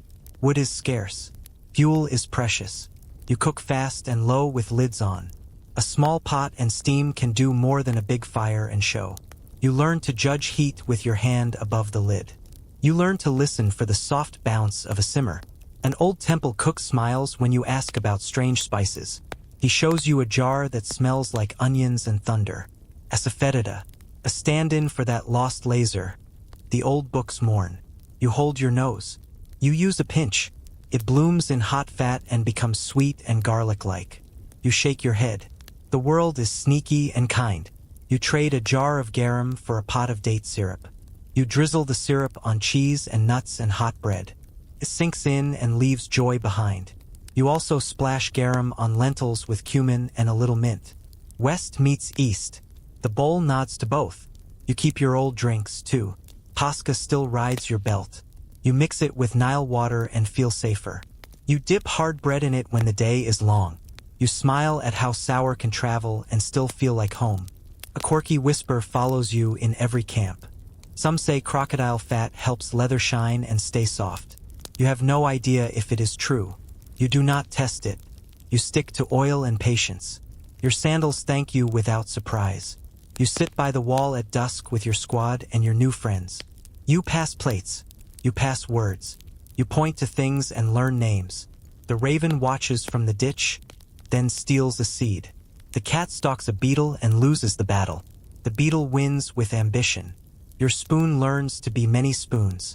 In Gaul, it stirs beer and mustard. In Britannia, it shucks an oyster. On the Rhine, it breaks smoked fish. In Egypt, it mashes beans. Your hand learns the weight of each place. Your mouth learns the accent of each pot. You think of the line of taste that follows you like a shadow. Wheat to barley, oil to butter, wine to beer, honey to dates, garlic to cumin and back again. The road does not argue. It simply sets a new bowl in front of you and waits. You take a bite. You nod. You say thank you in a dozen second languages. The food does not mind your accent. You wash your bowl. You fold your clothes. You wrap the mother dough jar like a baby. You replug the garum. You tie the date syrup tightly. You whisper to your brave bandage, which is now a faint mark, and say it has seen a lot of pots. The night is warm. The stars are big, the camp hums. You close your eyes and taste beer bread in the back of your throat, bean mash on your tongue, and the clean edge of vinegar between both. Sleep comes with a full, curious grin. You step through the gate and into the canabi. The road outside the fort turns into a buzz of stalls. Cloth flaps. Jars shine. Charcoal breathes. Someone laughs with their whole body. Someone haggles with their eyebrows. Smoke smells like cumin, pork, and warm honey. Your coin purse feels alert and a little nervous. A sausage cart rolls past you like a small parade. The grill snaps. The links are fat and striped. The seller shouts, "Lucanica!" He says the name like a song.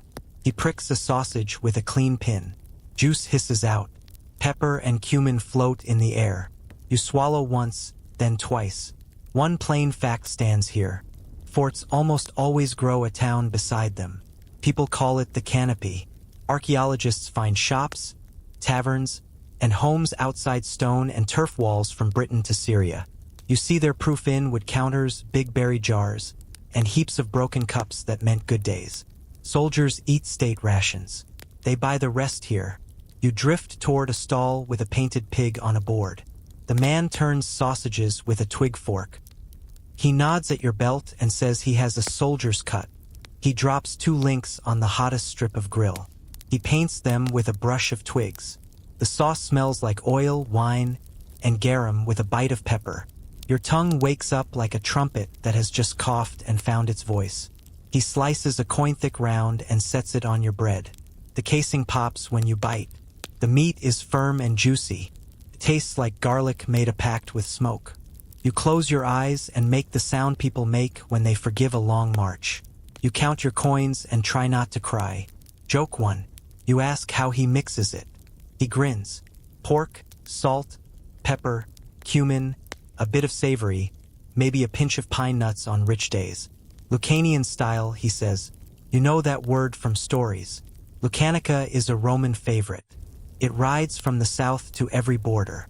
Keeps men walking and smiling. Next stall. A board shows a bee and a cake. Honey glows in a clay bowl like trapped noon. The seller drops little rounds of dough into hot oil. They puff and float. He spoons honey over them and adds a dust of poppy seeds. Globuli, cheese fritters, sweet and soft. He sets one in your palm with a wooden pick. Tries to burn your fingers, and then it tries to be your best friend. You bite and forget your name for a second. He also sells small white loaves made with fresh cheese. Libum. He says they are suitable for the household gods. He winks and says they are also ideal for soldiers who miss their mothers. You buy one and share it with your squad. Honey runs down a thumb. You lick it off and laugh at yourself. Joke 2. You stop at a pot shop. Not fancy pots. Big jars sunk into a counter. Hot wine steams in one jar. Beans bubble in another with garlic and savory. A pan of olives warms in oil with thyme. The woman at the ladle is fast and kind. She drops a spoonful of beans on your bread and adds a single olive like a tiny prize. You give her a coin. She gives you a look that says, eat. You eat. You find a stand with a spread you already know by smell. Garlic, herbs, cheese, and oil. Meridum. The seller also makes a cousin, epitirum, an olive paste with spices and vinegar. He mashes together green and black olives, celery leaves, and cumin. He slaps a stripe on your flatbread. You take a bite and nod like you learned a new handshake. Your stomach remembers the bowl you made last week and claps. A boy waves a tray of sesame sweets. He sticks them to a strip of reed. He says they are like tiny suns you can eat. You buy one for the recruit and warn him about teeth. He bites and shrugs like a brave statue. He is fine. He is also sticky now. The cat from camp appears as if summoned by sugar. It stares at the tray with deep respect. The seller tosses it a crumb. The cat accepts and then pretends it did you a favor. You pass a table spread with spice cones and seeds. The vendor tells you a wild tale. He says this powder is an accurate laser, the lost herb.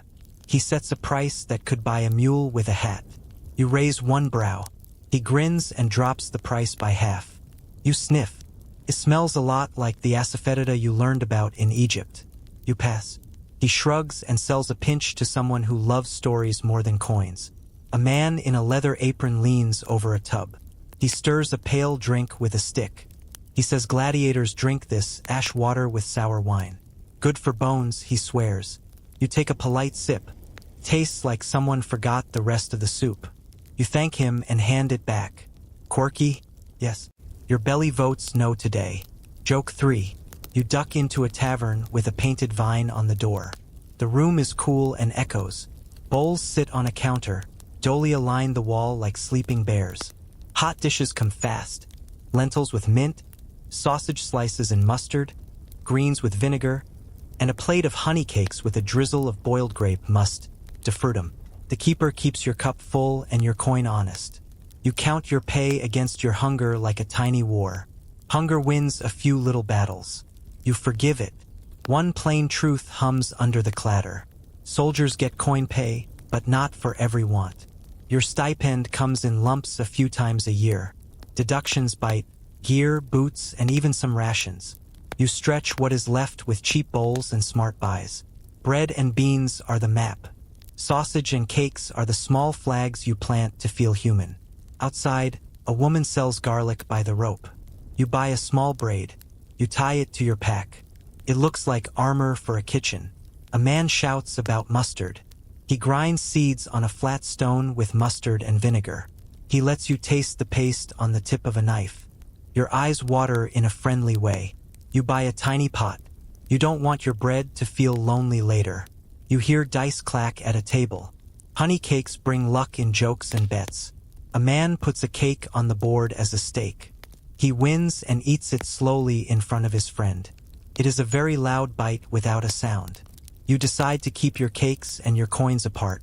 The raven watches from a roof beam like a taxman with wings. It dives and steals a sesame seed. It looks proud. You say, "That was mine." It says, "Caw," which means, "Prove it." You cannot. You let it go. Historians still argue whether most forts kept official canteens inside the gates, or if all hot food and drink stayed in the canabi with private cellars and sutlers. They also debate how often commanders tried to limit dice, intense wine, and late nights. Your stomach does not argue. It just follows the smell of sausage like a compass. You pass a stall with dried fruit. Figs, raisins, and dates lie in hills. You buy a small handful of raisins. You save them for stew. A sweet handful at the end turns a humble pot into a calm party. You grab a fig for now and press a nut inside. You smile at your old March trick coming home from the market. Bread calls you from a stone oven. A baker pulls a ring of loaves out with a long peel. He stamps one with a mark. He sells half loaves to soldiers who count coins like misers with jokes. He also sells a bag of yesterday's heels for a low price. You buy the bag. You will grate them into soup and fry them into crisp crumbs for those days when you need a boost. Waste is just food with stage fright. At the last stall, a sausage maker shows you a black sausage. Blood and barley. He says it travels well and feeds deep. You buy a short link and hang it under your cloak where the air moves. You do not eat it now. You are saving that flavor for a cold night. You sit on a step in the shade and take stock. Sausage, honey cakes, martyrdom, cousin, mustard, garlic rope, raisins, a bag of old bread. A small pot of olives sits at your feet, winking. Your coin purse is lighter and less nervous, your belly hums. You did fine. The wind shifts. The fort gate creaks. A call sounds. You stand. You tuck the sausage safely. You slide the cakes into a cloth. You nod to the bee sign, the pig sign, and the vine sign. You lift a hand to the raven and the cat. You step back through the gate with a smile that smells like honey and smoke. You pass the clerk at the storehouse. He looks at your bags. He raises one brow, then writes a wax line that might be a joke. You keep walking. Your squad spots you and cheers in quiet voices. You share a cake with the recruit. You hand the veteran the mustard pot like a gift for a king. You breathe. You taste sausage smoke again in your mouth and a ribbon of honey on your tongue. The market fades behind you. The fort rises ahead. You feel like you brought a little town back in your bag. It will make tonight taste kinder. It will make tomorrow feel close. You duck back through the gate with your market hoard and head for your spot. You set 3 stones in a snug triangle. You nudge them until the pot sits steady. Wind slides along the street. You face the mouth of the triangle away from it. The flame will hide. A small fire is polite. A big one is a question for the officer with the vine staff, and you do not want to answer that. You gather fuel with a quick eye. Dry twigs, pine cones, gorse, a few thumb-thick sticks, split so they light easily. You avoid green wood. Green wood smokes like gossip. You clear a small ring with your heel, no loose straw. No dry rope ends nearby. You set a clay jar of water close. You also keep a scoop of clean sand handy. Sand eats sparks. That trick saves tents. You open your tinder bundle. Straw. Dry bark curls. A little resin at the core. A flat chip of flint lives in a pouch. A narrow strip of iron lies beside it. You strike. Sparks hop like tiny bees. They kiss the resin. You blow softly. It glows. It breathes. It becomes a small, proud flame. You feed it with hair-thin twigs, then matchsticks, then fingers. The fire answers with a low purr. One plain fact warms your hands. The army assigns wood parties. Lignitors go out each day to cut and carry fuel. Without wood, a camp grows cold and angry. With wood, even a thin soup feels like a plan. You glance at the gate. A stack of brush rides in on a mule. You wave like it is a friend. You set your olya, the thick clay pot, on the stones. It has a round belly and soot-black skin. It isn't lovely in a pretty way. It makes food taste honest. You pour water and drop in a pebble. The kettle rattles when it boils. A lid sits on top. Lids save fuel. Lids trap luck. You rest a flat tile by the coals. Bread likes a warm bed. You feed the fire like a cat. Little and often, not a whole armload at once. The sticks whisper. The flame stays low and bright. Charcoal lumps weight in a basket. Charcoal burns clear and hot. It is perfect for the brazier you sometimes use, the foculus. It also costs coins. Wood is free if you have time and a spine. You set up a trench fire to demonstrate the technique to the recruit. A shallow slit, 2 banks, coal in the middle. The shape hugs the wind and pushes heat up. 2 rocks hold a pan, the patella. You drop a spoonful of lard from your jar. It melts and shines. You smile at how far that little jar has carried you.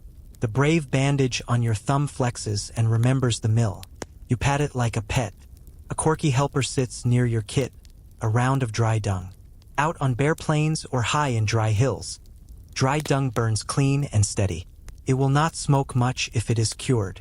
In Egypt, people use it with chopped straw. Up here, you save it for wet days when everything else sulks. You add a small piece now out of curiosity, the flame steadies. You nod. It is not pretty talk. It is good heat. You lay a second pot upside down on the tile to make a clibinus, a little dome oven. Coals go on top. You slide a disc of dough under. The smell of toast creeps out. You learned this with your testum, but it works with any 2 pots that fit like cousins. The recruit watches, wide-eyed. You say, heat above, heat below. He nods like you just gave him a spell. You show a wet day trick. You heat round river stones by the fire. When they are hot, you lift one with tongs and drop it into the soup. It gives heat from the inside, the way a good story warms a room. You can do this when rain fights your flame. You also tuck the pot into a rolled cloak to rest the grain after a boil. It retains heat like a hay box, but without the hay. The squad calls it cloak cook. You call it nap stew.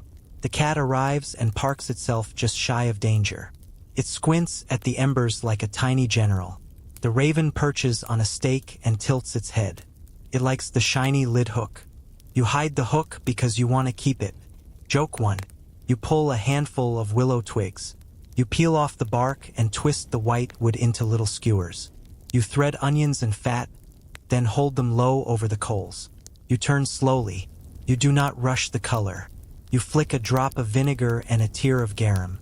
The smoke licks the sticks. The onions soften and sweeten. You grin. A spit can be a twig. Pan can be a tile. The gear does not have to be grand to be right. You turn to ash work. Ash is not trash. You keep clean ashes in a dry bowl. A pinch of water makes a slick that cuts grease. You scrub the pot with straw and ash. It shines the way old black shines, with pride. You save ashes for cooking, too. Beetroots roast under it. Eggs bake in it if you have eggs. You nestle an egg in coals and ash and wait. You crack it later and find a soft, smoky treat. The cat gets the shell. Pretends it wanted the shell. You watch the smoke. Blue and thin means happy heat. Thick and gray means wet fuel or a sulk. You spread the bed. You add thin sticks to sweeten the flow. You learn to read fire like a face.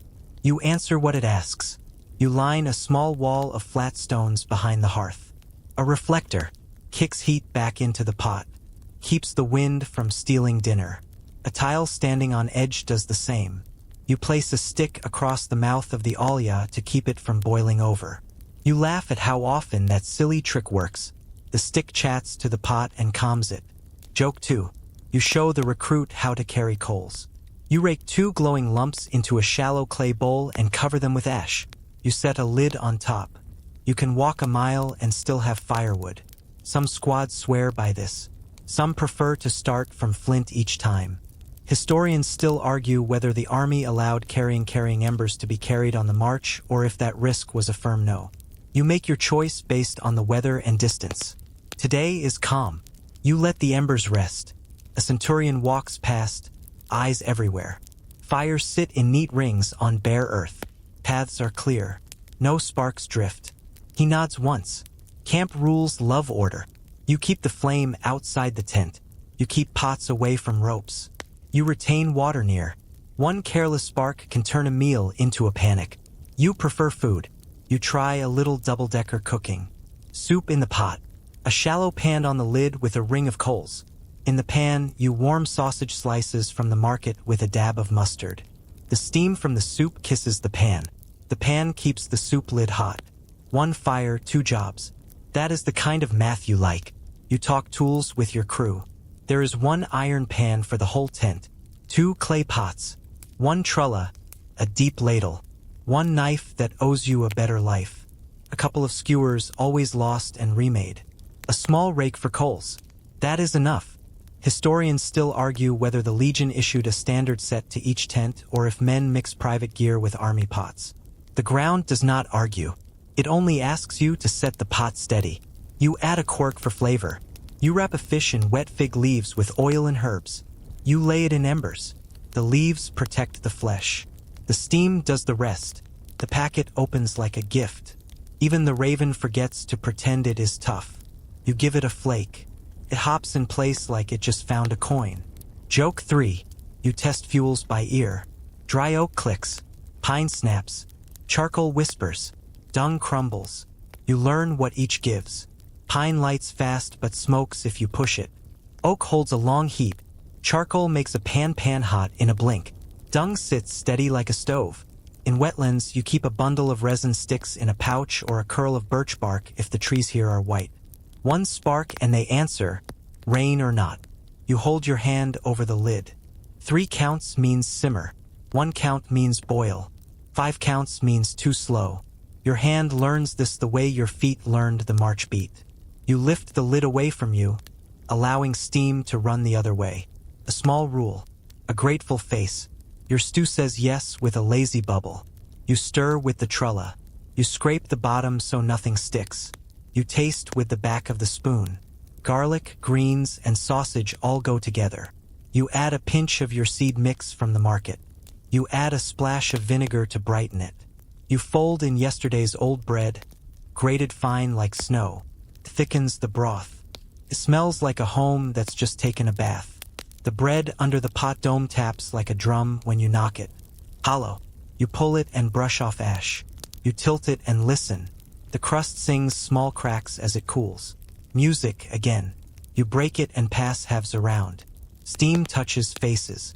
Shoulders drop. The cat purrs. The raven watches like an accountant who likes you. You bank the fire when bowls are full. You spread coals. You lay a flat stone on the bed. It will be warm for hours. You put the next pot there to keep it safe. You cover the ash bowl so the wind doesn't get any ideas. You sweep stray sparks into the ring. You make it look as if a neat ghost cooked dinner here and left no trace but full bellies.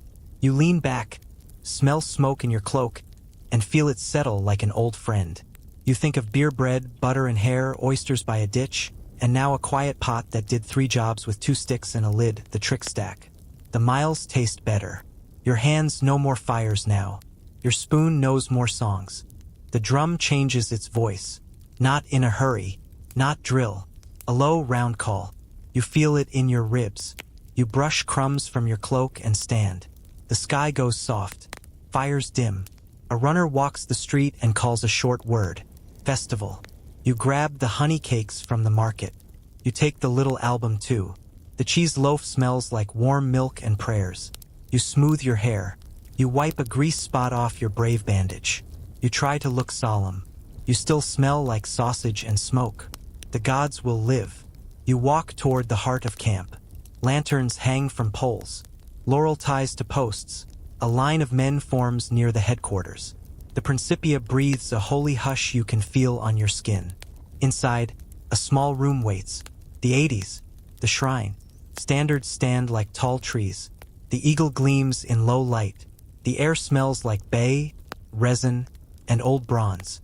One plain fact glows here. Every fort keeps a shrine to the standards in the Principia. Oaths, offerings, and vows happen in this place. It is the camp's chest and memory. The priest's robe rustles. A flute trills a thin song. A pig waits by the altar, cleaned and calm. A bowl of salted flour sits on a board. Mola salsa, the sacred salt. He sprinkles it with a slow hand. He pours a little wine. He speaks words that wrap the air. He touches the beast, and the knife does its work out of sight. No crowding. No show. The extra, the inner bits go to the fire. Smoke lifts straight up for a moment. Everyone breathes out together. You hold your cakes. You feel warm and small. You think of barley, nettles, and ash bread. You think of mortem and ribs and butter in hair. You try not to laugh at that last one right now. You don't need an eagle to notice you smell like dairy. Joke 1. The meat is placed in a pot to boil with bay and salt. Simple. Clean. A line of bowls waits. A clerk counts on wax. The first ladle goes to the altar. The next goes to the officers. Then to the ranks. You step up when it is your turn. Steam kisses your hands. The slice is plain and tender. You bow your head and step aside. Before you taste, you tilt your cup. 3 drops fall to the ground. 1 for Jupiter, who holds the big sky. 1 for Mars, who watches men who watch ditches. 1 for the genius of your unit, the little spirit that is more than all of you and also each of you. If wine is short, Pascha does the job. Sour can be holy too. You flick a crumb off your bread onto the earth. For the Laras and the quiet ones under your feet. Your grandmother would be proud. Back at your fire, the mess has its own rules. You break the first bite and pass it to the left. The veteran touches the bit to the rim of the bowl. He whispers a 2-word wish. Safe road. He eats. You follow. The meat tastes like a clean river. Salt. Bay. Smoke far away. You do not drown it in sauce. Not today. A drop of garum on bread is enough.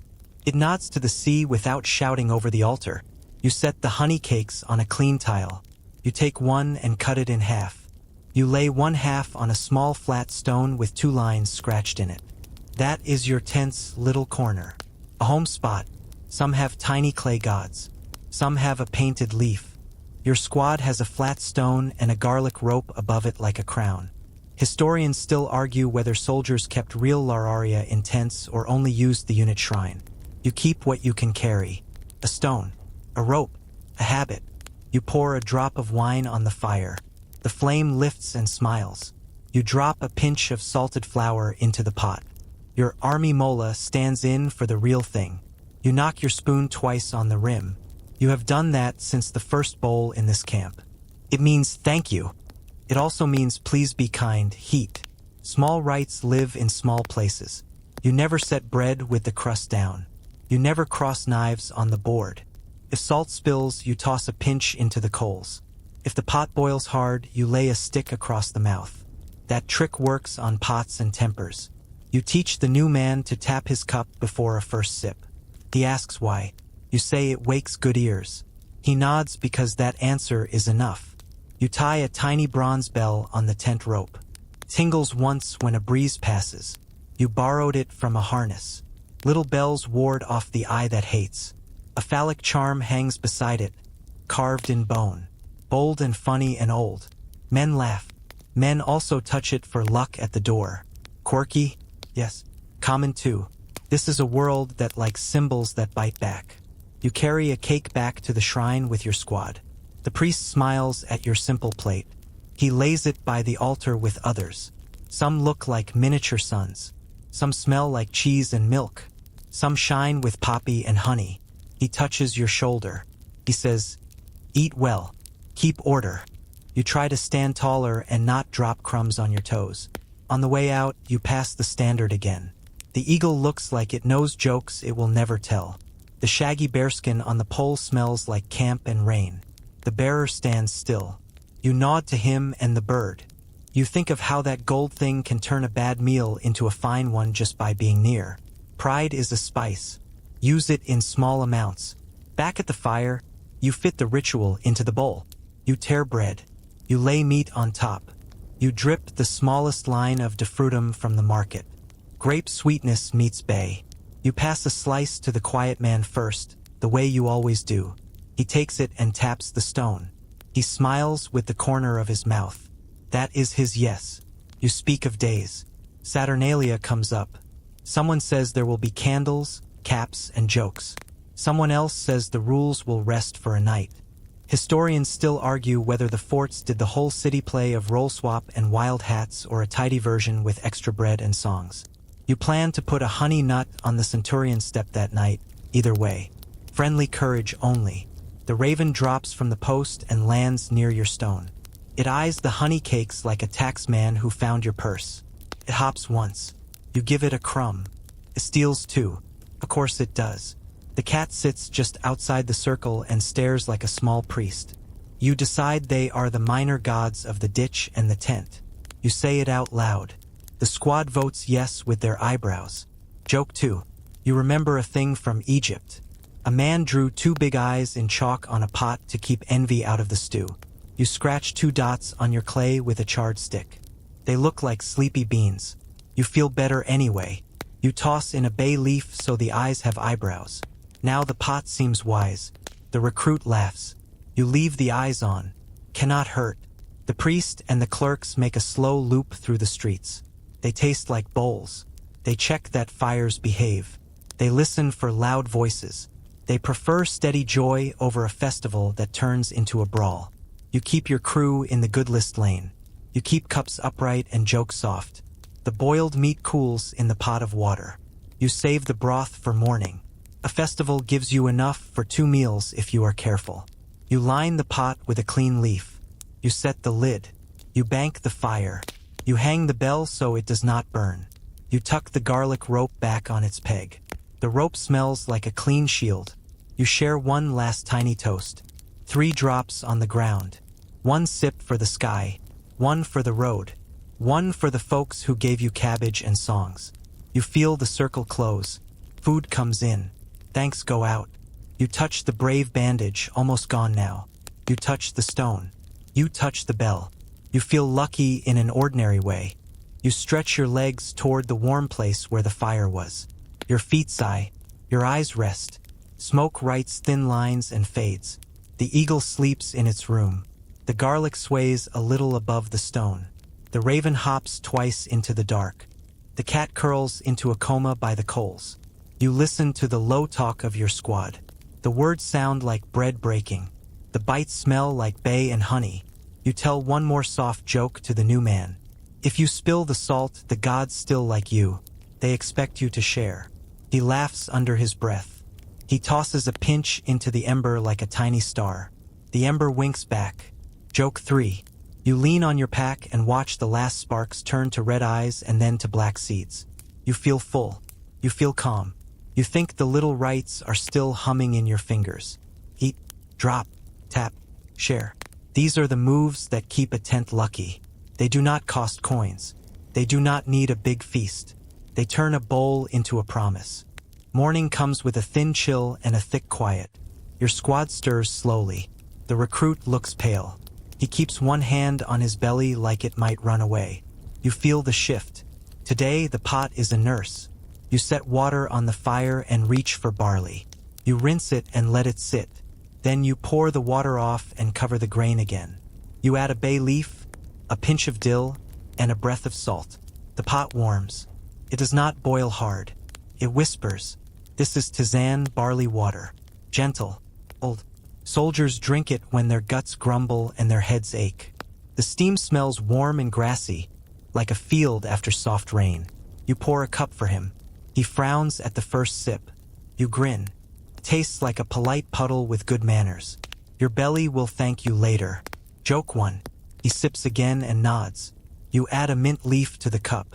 You crush it between your fingers so the oils wake up in the steam. He breathes in and relaxes. A spoonful of honey goes into the second cup for the man with a cough. Honey coats it and it tastes like yes. You keep Posca nearby, but you make it mild. More water. Less vinegar. You add a drip of honey and call it oxymel. It soothes a sore throat and calms a mouth that has lost its appetite. You hand it to the veteran. He rolls it around his tongue and sighs like a temple door opening.